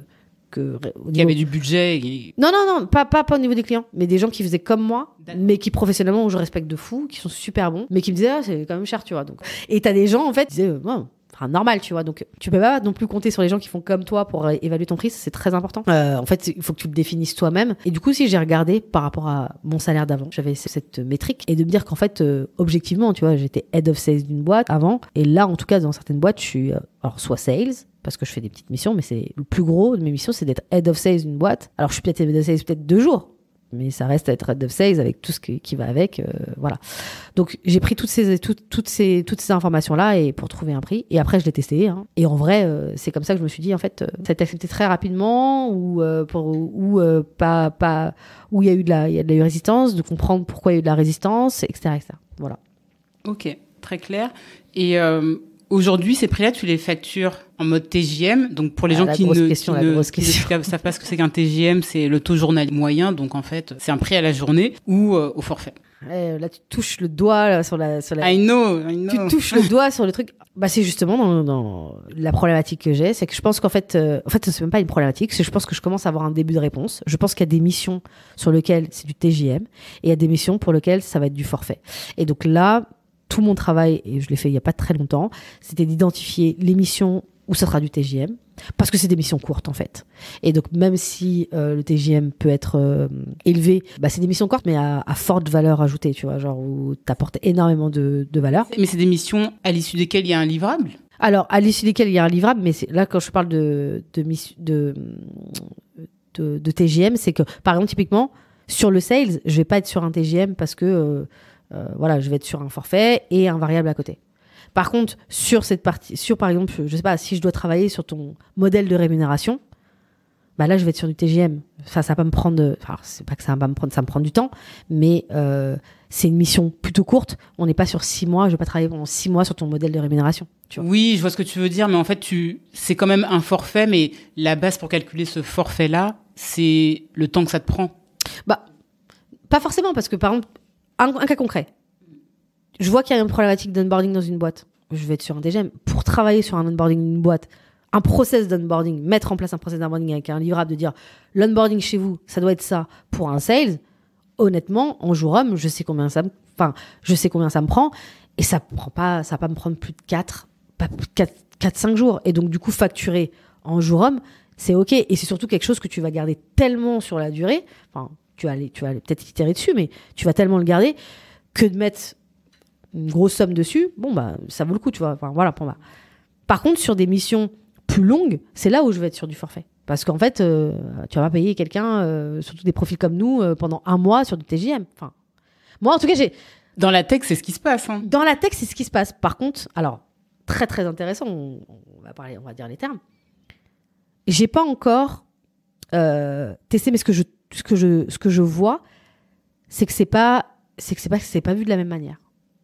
En termes de sales ou en termes de... Je pense que parce que en termes de sales, t'as l'impression que la production, c'est que quand le chiffre d'affaires est rentré. Exactement. Alors que dans la tech, tu sais que le bonhomme, s'il est assis sur son siège toute la journée, il produit et t'es prêt à payer. Exactement. C'est déjà la nuance. Et après, je pense que ce qui peut faire en sorte que ça change, pour que tu puisses être à des niveaux un peu comme la tech sur la partie TJM, alors là, ça passe par le personal branding. Tu vois, je suis persuadée qu'un mec comme Yann Leonardi, il est sur ce modèle-là, tu vois. Mais en fait, il y a tellement pas de doute que c'est un tueur. Il n'y a même pas un micro-doute parce qu'en fait, il a tellement créé de contenu, il a tellement fait des choses, etc. qu'en fait, tu dis, tu vas pas avoir l'aspect chiffre d'affaires, tu vas juste dire, voilà, ça, c'est sûr que ça va bien se passer. Sur du sales, il y a comme ce truc de dire, oui, je pense qu'elle a déjà fait, oui, mais concrètement, est-ce que le chiffre va arriver ? C'est ça qui est complexe. Et bon, je suis dans ces sujets-là. Et c'est pour ça que pour moi, il y a quand même un enjeu, tu vois, sur la partie variable, c'est que du coup, tu peux pas avoir un variable. En fait, ça peut forcément être un variable assez important, tu vois. Genre, ça peut être que plus important que dans un cadre un peu normal, parce que parce que tu prends du risque. Tu prends du risque. En fait, voilà, exactement. Tu prends du risque, parce que en réalité. Quand tu es dans une boîte en mode CDI, etc., la mission, elle ne s'arrête pas. Enfin, en tout cas, ça peut s'arrêter pour toi, mais en fait, soit tu le décides, et puis généralement, à nos niveaux d'expérience, c'est parce qu'on l'a décidé, tu vois. C'est pas pour une question de compétence. Donc, du coup, ouais, t'as vraiment une prise de risque. Et en même temps, t'as aussi un modèle où tu peux pas être que sur du variable, en fait, sur la partie sales, surtout quand t'es un solopreneur, parce qu'en fait, il y a un moment, toi, t'es là pour dénouer un truc, parce qu'en fait, quand tu commences à faire ta propale, il y a ce qu'on te dit et la réalité. Et ça, c'est déjà le cas dans un job salarié. Quand tu arrives en mode sales, je pensais que c'était simple, que vous aviez plein de leads. Et puis, en plus, les personnes à qui tu parles sont pas des sales. Donc, en fait, les choses qui vont coincer pour toi pour faire le chiffre d'affaires, ils en ont aucune idée parce que c'est toi qui vas leur apporter. En disant, il y a une problématique de positionnement, il y a une problématique là aujourd'hui sur la partie prospection. Quand tu es plus head of sales, vos sales, ils performent pas parce qu'il y a une problématique de rémunération. Votre système de variable, il est pas du tout incitatif. Il y a une problématique de bordel de CRM. Votre CRM là, il permet de rien traquer. C'est impossible de savoir ce que vos sales font et c'est impossible de voir l'activité de cette boîte. Tous ces sujets-là, tu peux le savoir que quand tu mets la tête dedans. Et donc, tu as cette prise de risque. Moi, je suis d'accord et je l'ai vécu 100 000 fois avec mes clients. Mais c'est pour ça aussi que pour en revenir à ton premier type de prestation courte, que je facture au TJM, moi, c'est là où ça m'a le plus posé problème. J'ai eu à faire des prestations où je mettais en place des outils qui, sur le papier, en fait, étaient faciles à faire et que je pouvais travailler en chambre. Et en fait, dans la réalité, je me disais... donc, j'ai facturé un forfait. Je me suis dit, OK, installer ça va me prendre aussi 5 jours, donc je le facture tant.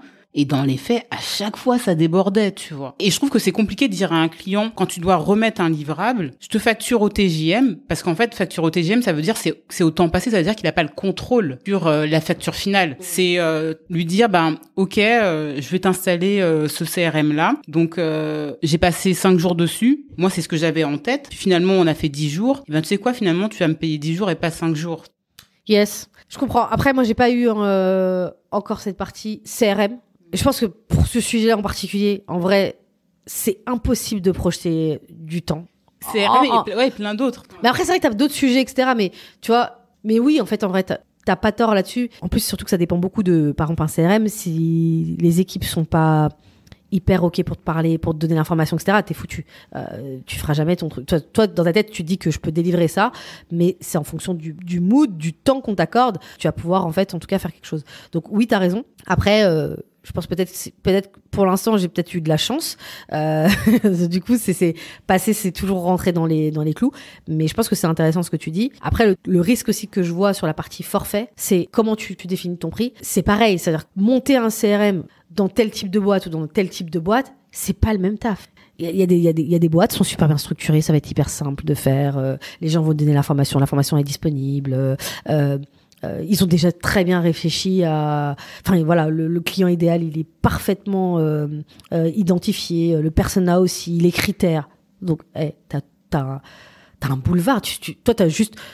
Tu montes le truc. Et ensuite, toi, là, ton expertise, tu vas l'apporter. Ta force de frappe, ça va être vraiment sur... comment tu vas construire l'activité commerciale des sales pour que ce soit le plus optimal. C'est là où tu vas apporter la valeur. Mais toi, c'est juste, en fait, tu vas structurer les choses. Sur ça, c'est cool. Mais il y a des boîtes où il y a une feuille.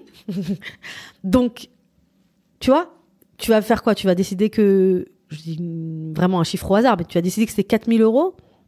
Sauf que dans un endroit, ça va vraiment valoir 4 000 €. Dans l'autre endroit, tu as peut-être perdu 4 000 €. Tu vois ce que je veux dire? Il y a un côté vraiment roulette russe. En fait, dans un des modèles économiques du soloprenariat, finalement, c'est-à-dire que la mission, le consulting, il y a un côté où je pense que si tu rentres dans le détail il y a des moments où tu perds de l'argent, il y a des moments où tu en gagnes énormément, etc. Et tout le truc, c'est de trouver l'équilibre. Mais en fait, c'est vrai que c'est pour ça que je trouve que le TGM protège aussi quand même pas mal.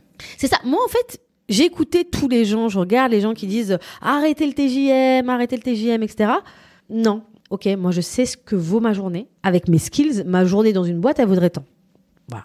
C'est tout.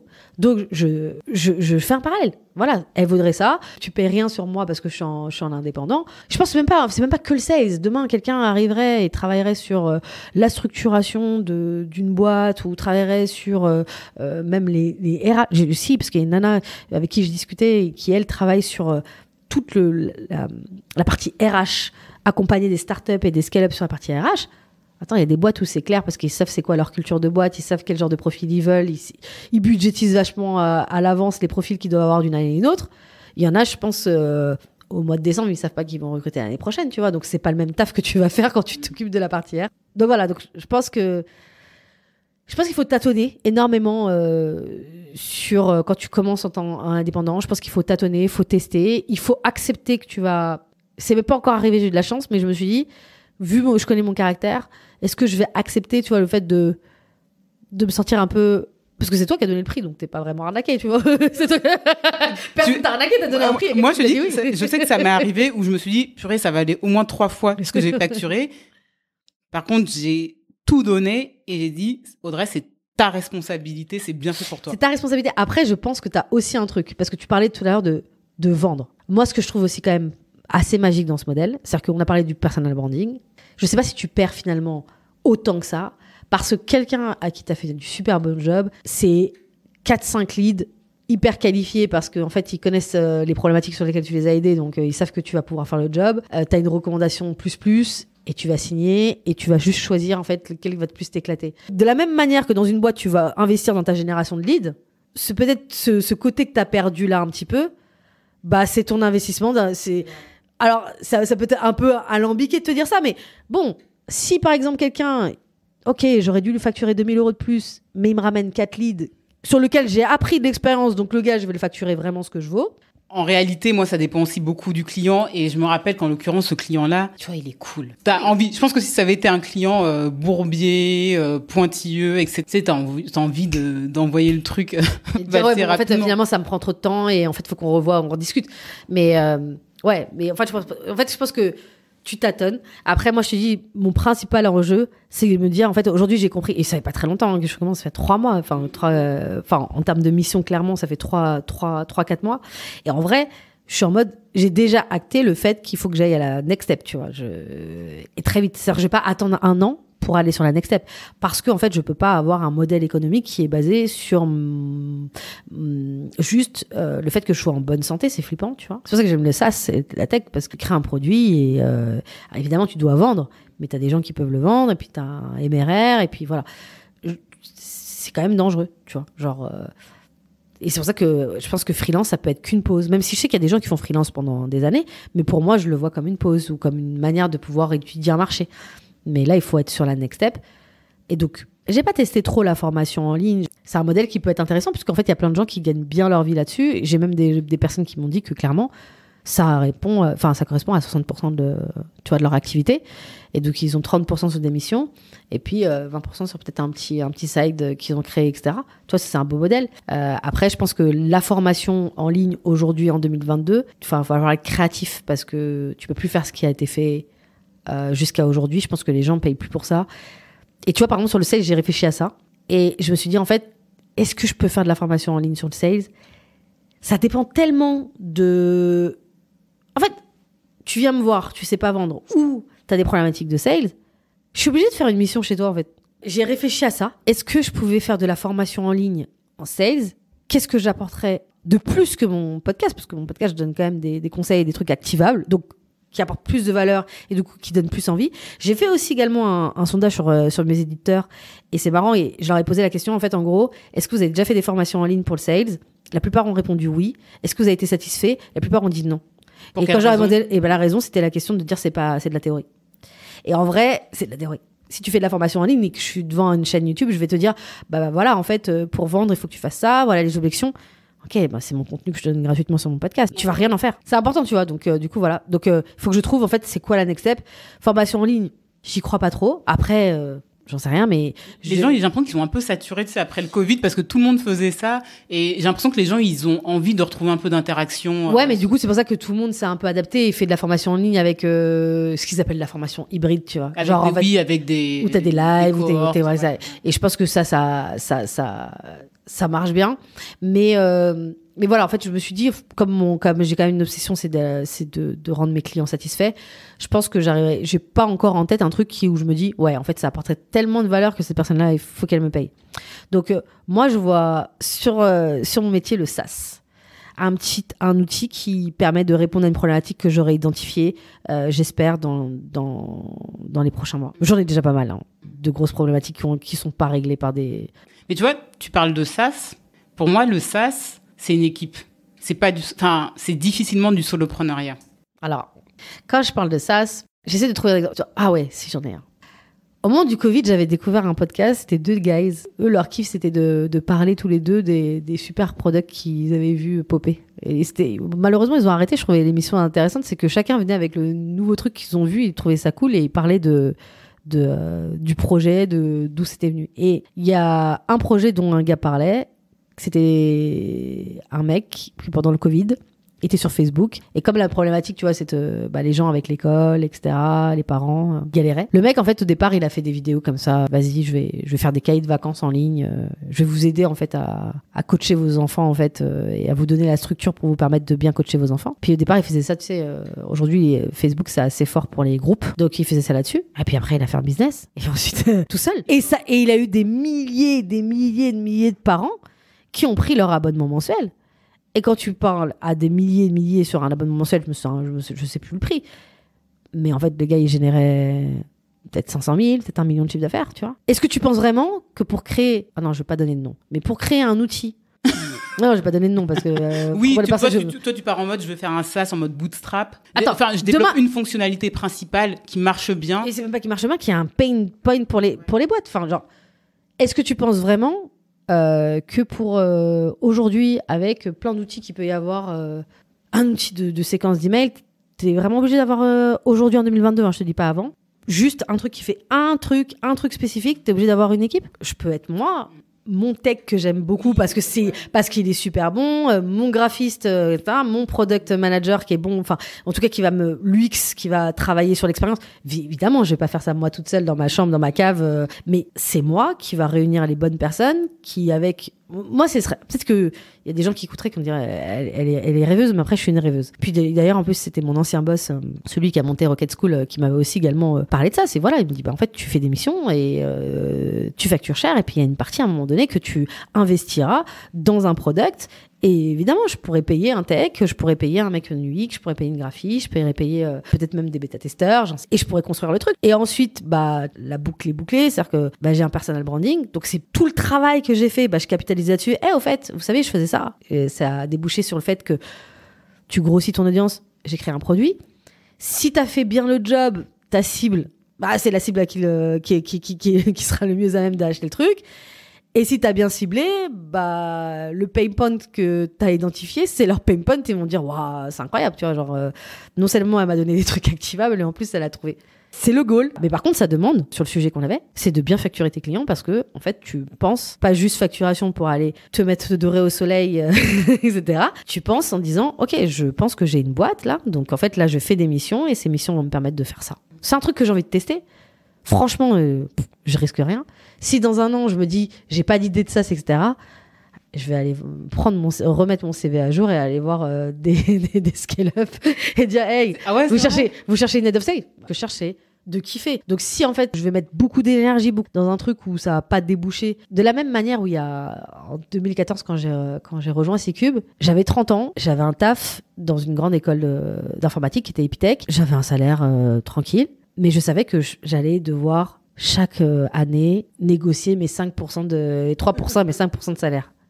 Et comme en fait, j'avais pas fait d'école, je partais de bas, donc en fait, c'était trop haut.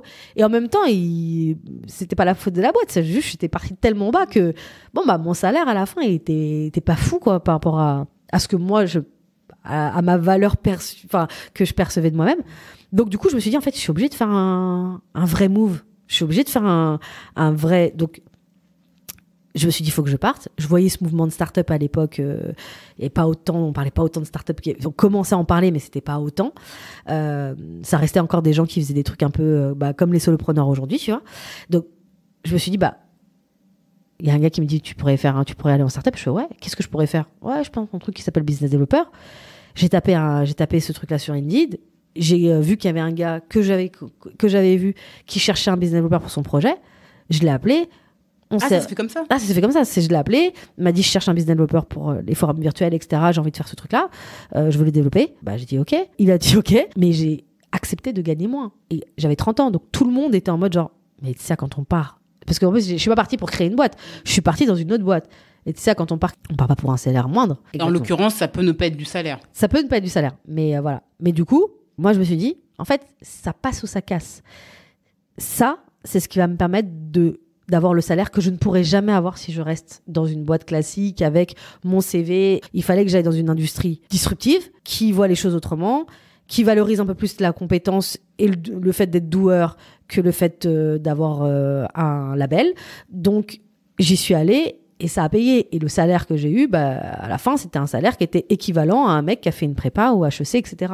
Au bout d'un certain temps. Mais c'est parce qu'à un moment donné, j'ai dit, voilà, il faut que, oui, ce modèle-là, franchement, on me proposait des augmentations. Il y avait des perspectives, tu vois, c'est pas comme s'il y avait un endroit où c'était pas une perspective.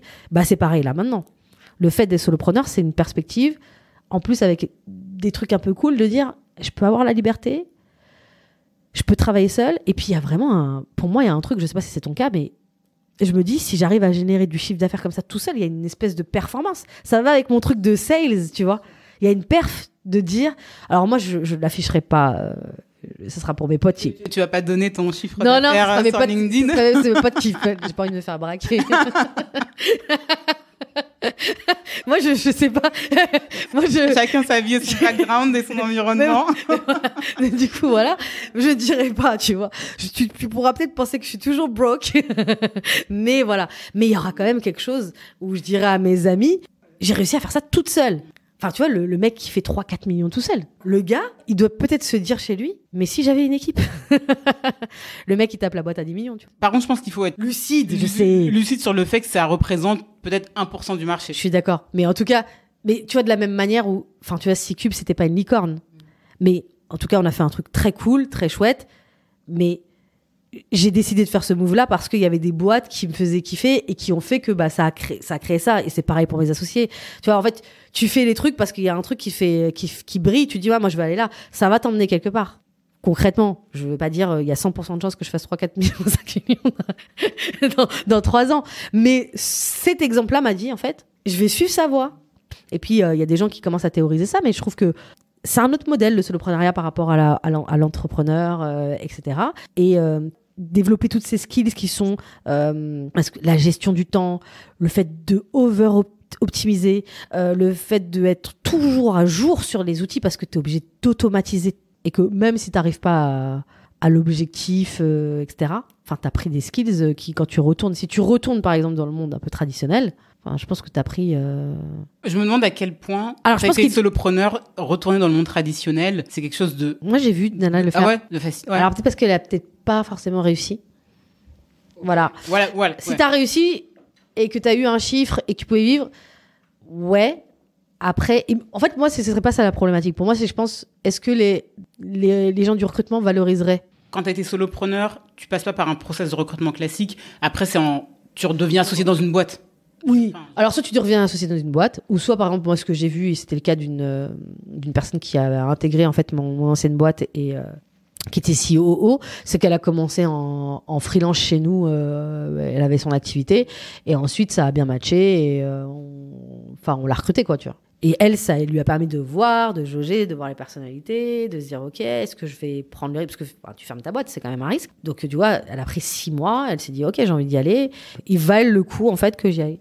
Donc, elle y allait. Ça te permet d'avoir une période d'essai, tu vois. Genre, ah oui. Voilà, tu vois. Une période d'essai. Et puis après, du coup, comme normalement, ils te connaissent, t'as plus de période d'essai quand... Enfin, il faut négocier de... Après, ils te remettent une période d'essai. On sait jamais dans ce monde-là. Du coup, voilà. C'est très cool. J'aime bien, en fait, le sujet du soloprenariat parce que, tu vois, l'objectif aussi du podcast, c'est de parler de choses opérationnelles sur la vente. Mais je trouve qu'il y a des aspects aussi très philosophiques, en fait, dans le sujet.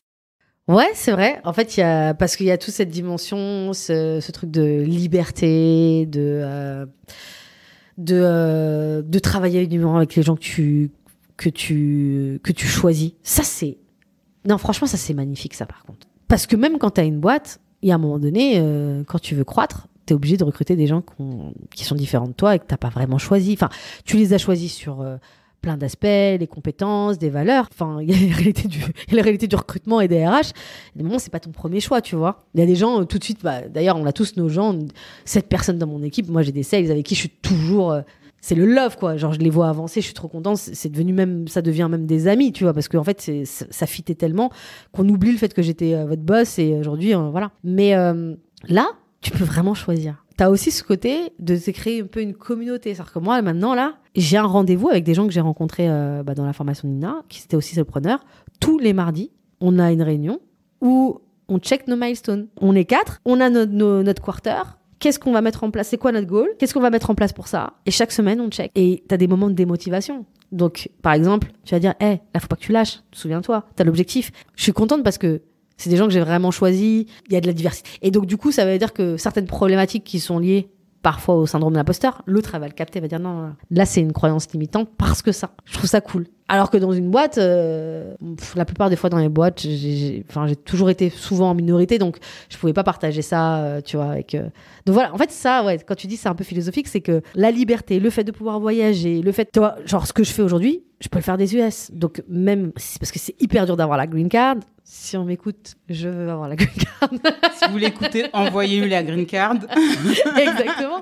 Mais ce que je veux dire, c'est que je peux rester 2 mois aux US, chez des potes, etc., travailler et du coup avoir cette vibe et en même temps revenir en France parce que je kiffe aussi également le lifestyle qu'on peut avoir ici. Donc, du coup, ouais, c'est un projet de vie. Et après, moi, j'ai pas de famille, mais je me dis que pour une famille, tu vois, si par exemple, tu vois que ta famille craque, si ça marche bien, hein, évidemment, si ça marche bien. Quand je dis ça craque, non, là, c'est bon, là, stop, on s'arrête, il faut qu'on parte en vacances, tu vois. T'as cette possibilité. C'est pas genre, tu vas dire, écoute, il faut que je négocie, il faut que je voie, et par rapport à... Parce que quand tu manages, c'est pas vrai, t'as des moments très précis. Surtout quand t'es head of sales, tu pars quand? Tu pars en janvier. Tu vas partir fin décembre. Tu vas partir quand la porte, on va laisser la porte ouverte. Voilà. Et tu pars en janvier en vacances quand les chiffres ils sont pliés, le 31, c'est bon, c'est quoi le chiffre, tu pars. Pareil l'été, tu vas partir l'été. Donc après, ce qui est bien, c'est que tu as quand même généralement un bon salaire, donc c'est pas trop un problème. Mais tu peux pas faire ce que tu veux. Alors que là, en fait, tu peux décider de dire, bah ça marche bien. Là, je décide de pas prendre de clients. J'ai rencontré un gars hier dans un événement. Le gars, il disait, il prend une boîte par quarter. Tu vois, j'aimais bien son modèle. Une boîte par quarter, le reste, il a d'autres actifs. Il choisit sa boîte. Et justement, je pense que tu vois, en ce moment, je suis dans le côté un peu tout feu, tout flamme. Donc, je parle beaucoup avec plein de gens. Je prends plein d'expériences. Je sais pas si ça transparaît, mais en fait, ça m'excite, tu vois. Et ça m'excite plus que d'avoir continué dans une boîte. Et en fait, d'ailleurs, ça m'a appris que parfois, tu vois, tu peux après avoir une expérience professionnelle, tu sais, parfois tu te sens lessivé, t'as l'impression que tu pourras plus faire quelque chose après. En fait, non, c'est pas ça. En fait, c'est juste, t'as pas un projet juste après qui t'excite suffisamment pour refaire naître l'énergie. À partir du moment où j'ai découvert ce milieu de solopreneur, que j'ai découvert qu'il y avait des gens qui vivaient très bien avec du travail, parce que bon, il y a aussi les marchands de tapis. Nous, on est des sales, on n'est pas des marchands de tapis, donc faut du travail. Mais avec du travail, que en fait, si tu fais les bons choix, etc., tu vas pouvoir avoir un confort. Là, tout de suite, ça m'a excité. Je me suis dit quoi ? Mais c'est génial. Là, pour l'instant, ça fait partie de mon mood. Mais tu vois, par contre, on n'est pas à l'abri. Là où tu dis oui, est-ce que je vais redonner à la boîte ? T'es pas dans l'abri qu'à un moment donné, tu vas vouloir revenir dans un projet collectif. Moi, je sais que je suis extravertie. Le collectif, c'est important pour moi, tu vois. Donc, là... Mais tu l'as réinventé d'une manière, parce que tu dis que tu as rencontré des gens, tu étais échangé avec eux tous les mardis. Ouais, mais tu te bats. En fait, je sais que c'est pas la même chose. Chacun se bat pour son chiffre, tu vois. Toi et moi, tu m'as donné, même le tout début, c'est toi tu m'as fait gagner un temps fou sur le début. Mais tu te bats pour ton chiffre et je bats pour ton chiffre. Tu vois, genre... Donc, du coup, c'est pas vraiment la même chose. Peut-être qu'à un moment donné, genre, je sais que t'aimes le basket aussi, genre, à un moment donné, tu veux une équipe. Tu vois, tu veux être le Jordan d'une équipe, j'en sais rien. Donc du coup, ça peut-être qu'à un moment donné, je vais vouloir retrouver. Mais je comprends. Moi, personnellement, c'est la chose la plus dure pour moi aujourd'hui. Okay. C'est de pas avoir des compagnons de galère. Parce que en effet, moi aussi, avec d'ailleurs des anciens collègues, on se voit souvent, on se fait des calls régulièrement, mais on est tous dans des bateaux différents. Et ouais, ça pour moi c'est le plus difficile, ce qui me fait même parfois penser à l'association, mais toujours avec le besoin quand même de garder mon business à moi et peut-être de m'associer sur un autre truc. Bah après ça peut, tu vois, genre une personne que tu connais très bien, avec qui j'ai déjà bossé, cette idée de SaaS là dont je te parle, mais il m'envoyait 2 projets en me disant regarde là ça c'est intéressant. Donc lui il fait ses affaires, moi je fais mes affaires, mais peut-être qu'à un moment donné on va se regarder, on va dire bon on fait nos affaires tous les deux parce qu'on a envie de faire nos affaires tous les deux, mais est-ce que sur ce micro-projet, on peut être ensemble, tu vois ? Ce genre de projet, ça va commencer par un side, donc ça va jamais te prendre 5 jours sur 5. Donc, est-ce que t'es partant pour travailler sur ce side ? Ok, ce side commence à devenir un truc. Quel modèle on fait ? Est-ce qu'on fait un modèle boîte classique ou est-ce qu'on fait un modèle, on est tous les deux, on travaille avec d'autres personnes, on communique le truc, on regarde les chiffres, on regarde le MRR, on est bavarde quand même. C'est un truc de ouf. Mais moi, c'est aussi ce que je voulais. Je veux aussi donner la parole aussi aux gens qui me ressemblent et aux commerciaux qui sont sur le terrain. Tu vois. Est-ce que tu as des recos de contenu ? Tu as partagé déjà pas mal de choses sur des formations, des gens qui ont pu t'inspirer, mais est-ce que tu as des recos de gens à suivre, notamment aux États-Unis, parce que tu suis beaucoup aux États-Unis. Ouais. Donc, si tu as des noms, je prends et à la limite, je les mettrai dans la description du podcast. Moi, aux US, je suis principalement des gens sur la partie sales. Donc, en fait, j'ai jamais les noms de famille en entier. T'as Morgan Ingram. Ouais. Voilà, lui, je suis son contenu. Et là, en plus, c'est marrant parce qu'il vient de se lancer. Il s'est mis à son compte. Alors que le gars, il travaillait quand même avec le king du sales. JB Watt Sales. Exactement. Ouais. Et donc, quand il a fait ce truc-là, je me suis dit, ah ouais, mais... C'est un mouvement de fond. C'est un mouvement de fond. Parce qu'il a dit... Et en fait, c'est marrant parce que quand tu regardes, il a annoncé ce truc-là, tu sens en filigrane qu'il n'était pas complètement à 100% à l'aise avec certains choix. Et il le dit en plus de manière très transparente. Et que c'est pour ça, il a testé, et maintenant il se lance. Donc il y a lui. Il y a un autre qui gère la chaîne SalesFeed. En plus, j'arrête pas de vous taguer dessus, en fait. C'est Will... qui fait les parodies avec le market. Lui, en fait, pourquoi je le suis ? Parce qu'en fait... Il fait des parodies, mais derrière son humour... Il partage des vraies problématiques opérationnelles. Problématiques opérationnelles. Et en fait, il faut suivre sa newsletter parce que dans la newsletter, ils apportent des éléments de réponse à ça. Et ils font... Alors, il faut rester plutôt tard le soir, mais il fait souvent des talks avec plusieurs sales aux US, etc., sur des thématiques. Une personne que je suis en particulier, ça va être Yann Leonardi. Ok, oui, tu m'en as beaucoup parlé sur le Gross. J'aime beaucoup son contenu sur le Gross. Plein de gens, mais... Ouais, mais c'est bien. Enfin, trois ressources, c'est cool. Et j'aimerais que tu nous fasses ton pitch final. Parce que t'es commercial, t'es quand même aussi là pour te vendre. Donc, je suis ta cliente. Explique-moi ce que tu fais, ce que tu peux me proposer, Laetitia. Le mic, il est à toi. Ça c'est vache. Je l'avais pas envoyé dans la presse. Et je crois que je l'ai jamais pitché. Je fais du personal branding. Attends. Bon, ok. Ouais, bah vas-y, on va se prêter à l'exercice. Bonjour, je suis Laetitia Fall. J'ai cofondé C-Cube pendant 7 ans. J'étais head of sales. J'ai développé, organisé une équipe. Et là, maintenant, je me suis lancée pour créer ma propre activité. Et mon job, c'est de vous aider dans votre stratégie commerciale. Donc, sur plusieurs sujets. Soit un sujet très opérationnel. Donc, comment générer des leads ou comment optimiser vos closings. Ou sur un volet managérial. Donc, je peux travailler effectivement sur votre sales playbook, sur le modèle de rémunération ou sur votre organisation ou l'alignement avec les autres équipes. C'était bon, bah. Ouais, c'était cool. En fait, j'ai jamais pitché en réel parce que, comme je te disais... on doit toujours être prêt, hein. On slide en DM, on dit, bah... En fait, on slide en DM, on dit, est-ce que tu fais des choses? Et je dis oui. Et je fais, voilà ce que je fais. Mais en fait, t'as raison. Il faut toujours être prêt, toi. Mais en fait, c'est marrant parce qu'il y a pas très longtemps, j'étais à un événement et comme je suis au début du truc, à chaque fois, on me dit, et toi, tu fais quoi? Et je suis en mode, je parle de mon ancienne expérience ou tu vois, je suis encore à un moment où je suis en train de parler de mon ancienne expérience ou je parle de mon nouveau. Et là, en fait, c'est marrant parce que là, je lance ma nouvelle saison et j'annonce dans l'introduction directe de dire, je vous ai beaucoup parlé de C-Cube. Là, maintenant, il va y avoir de la nouveauté parce que je veux tourner la page. Mais tu vois, je pense que ça, c'est aussi un des défis dont on n'a pas parlé quand tu es solopreneur. C'est plus que du personal branding, c'est... À quel moment tu dis je suis Audrey Petro et c'est bon, en fait, on ne pose pas la question de qui tu es. Tu dis je suis Laetitia Fall. Ah, ok, là. Non, la head of sales. Se donner la grandeur de la boîte qu'on veut créer. Déjà ça. Et en fait, tu as raison parce que, par exemple, je me suis retrouvée dans cette situation-là où il y a quelqu'un qui me dit du coup, tu fais quoi? Et je trouvais ça petit de dire je suis solopreneur. Ça veut rien dire, tu vois. Non, et puis t'as l'impression de perdre du statut. En fait, tout le monde comprend, je suis head of sales, je suis directrice commerciale dans une boîte, dans la tech, dans le SaaS. Et tout de suite, quand tu dis, bah, je suis consultante, je suis à mon compte, tu sais, t'as l'impression de sortir un truc qui est ridicule. Exactement. Tu vois. Mais je pense qu'il faut oser se présenter, encore une fois, à la hauteur de ce qu'on veut créer. Ok. Ça, c'est tu vas repasser au pitch, là, en fait, du coup, non, mais je vais le prendre. En fait, je vais le prendre parce que là, je pense que mon pitch, du coup, était tout pété. Mais moi, je me pose la question aussi, hein, moi aussi, sur mon profil LinkedIn. En fait, et tout, ouais. Bah, alors, sur mon profil LinkedIn, je l'ai bossé en m'inspirant dangereusement des profils américains. Donc, en fait, je raconte mon storytelling. Et je dis voilà ce que je fais. Et je trouve que c'est plus facile. J'ai même, tu vois, activé l'audio sur mon LinkedIn pour dire voilà qui je suis, etc. Donc, en fait, sur les réseaux, c'est un peu simple. Mais par contre, en fait, en réel, quand je parle rarement de job dans une soirée, donc en tout cas, j'ai une posture qui fait qu'on me demande pas ce que je fais dans une soirée. Mais par contre, quand t'es dans un événement un peu pro et que on te demande, c'est vrai. En fait, je me dis que là, de dire ouais, je suis solopreneur et j'accompagne des boîtes sur la stratégie commerciale, ça donne pas l'ampleur de ce que je fais en fait en réel. Oui, dans les faits, j'accompagne des gens dans la stratégie commerciale, mais il y a tellement de sujets en fait. En vrai, je sais pas si tu devrais dire en fait, j'aide des boîtes à tripler leur chiffre d'affaires. Je sais pas si, tu sais, beaucoup de gens aujourd'hui sur LinkedIn, c'est comme ça, ils disent plus leur titre, ils disent voilà ce que je te permets. En fait, en gros, tu te présentes avec ta proposition de valeur.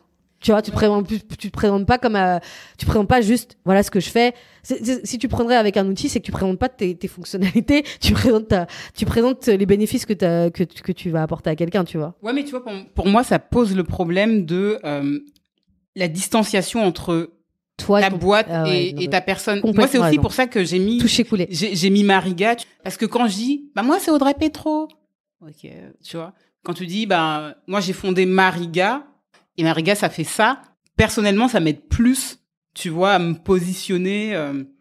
En fait, je comprends complètement. Moi, la seule difficulté, je pense que tu t'en souviens, c'est que je n'arrive pas à trouver un nom. Le nom de... Et donc, LF Consulting. Tu sais que c'est... Non, mais tout le monde fait ça. En fait, j'arrivais pas à trouver un nom. Parce qu'à la base, je voulais un nom stylé. Après, il y a des gens qui m'ont dit, mais pourquoi tu n'utilises pas le mot vendu parce que mon podcast s'appelle Vendu, mais je me suis dit, bah non, en fait, c'est un podcast, je veux différencier les choses. Et en vrai, j'ai pas trouvé de nom. Et en fait, je me suis dit, bah en fait, c'est Laetitia Fall. C'est tout, c'est Laetitia Fall. Maintenant, là où t'as raison, c'est que je peux pas aller dans un événement et dire, en fait, je suis pas assez cotée aujourd'hui pour dire que je suis Laetitia Fall. Je suis pas assez cotée pour dire, c'est Laetitia Fall. T'as compris ce que je fais? Ok, non, c'est bon, tu vois. Mais en vrai, alors. Non, mais peu de personnes le sont. Enfin. Aujourd'hui. Parce qu'aujourd'hui, tu vois des gens dans l'écosystème, et ces gens qui tournent dans l'écosystème. Mais la nana que tu connais bien, par exemple, Nina Ramen. Oui. Elle dit je suis Nina Ramen, c'est bon, tu vois. Dans l'écosystème. Ah oui, c'est vrai. Dans l'écosystème qui va sur LinkedIn, qui est dans la startup, etc. Bien sûr. En fait, le truc, c'est que. En fait, je pense que t'as raison sur le truc du nom. Et en fait, t'as raison, ça se réfléchit comment pitcher, en fait, dans un endroit n'importe où. Et à la valeur, enfin, vraiment que ce soit impactant, quoi, que ce soit pas, ou t'as l'impression d'être fier de pitcher ça. Parce que c'est vrai qu'aujourd'hui, j'ai pas trouvé. Et c'est pour ça qu'aujourd'hui, je parle beaucoup de mon ancienne expérience. Et là, en fait, j'ai décidé ok, c'est cool, c'est mon background, mais. Oui, mais c'est important quand tu commences parce que c'est ce qui te donne la légitimité. Tu dis que t'es consultante, mais en fait, t'as fait quoi avant? Moi aussi, au début, quand j'ai commencé, les gens qui ne me connaissaient pas, je disais, je suis consultante en développement commercial. Ils disaient, mais comment tu t'y es mis, en fait? Tu viens d'où? Ouais, tu vois. Moi, en fait, ça fait 15 ans, je fais que du commercial. Mais du coup, tu dois te justifier. Donc, Non, c'est vrai, t'as raison. Mais après, je pense que il y a vraiment cet enjeu. Et je pense que tous les solopreneurs, parce que tu vas dans une soirée, les gens te disent, enfin, une soirée d'événements, etc. Les gens te disent, je suis solopreneur. Et je pense qu'en fait, à part les gens que tu connais, tu ne sauras pas te dire, en fait, qui fait quoi et c'est quoi sa spécificité. Alors qu'il y a des choses, il y a des gens, ils font des trucs vraiment tellement nichés et qui sont tellement essentiels pour des boîtes que c'est dommage. Voilà, bon, on va travailler le pitch.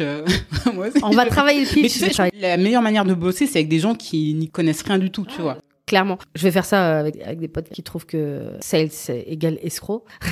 Ouais, et puis après, il y a aussi la terminologie sales qui résonnera beaucoup dans l'écosystème tech. Enfin, c'est tes clients. Après, moi, c'est mes clients. Ouais. Voilà. Mais après, quand tu dis sales dans un dîner, mes potes me trollent parce que j'utilise beaucoup ce langage-là. Et en fait, je dois faire l'effort de traduction pour, tu vois, être compris. En fait, le truc, c'est que quand tu dis que commercial, tu vois la tête des gens. En fait, voilà, tu te dis, du coup, je vais faire attention à ce que je raconte. T'as toujours une petite phrase qui va avec. Oui, j'aime l'anglais, mais je suis pas obligée de mettre de l'anglais partout. En fait, les gens ont arrêté de dire qu'ils sont commercial ou directeur commercial.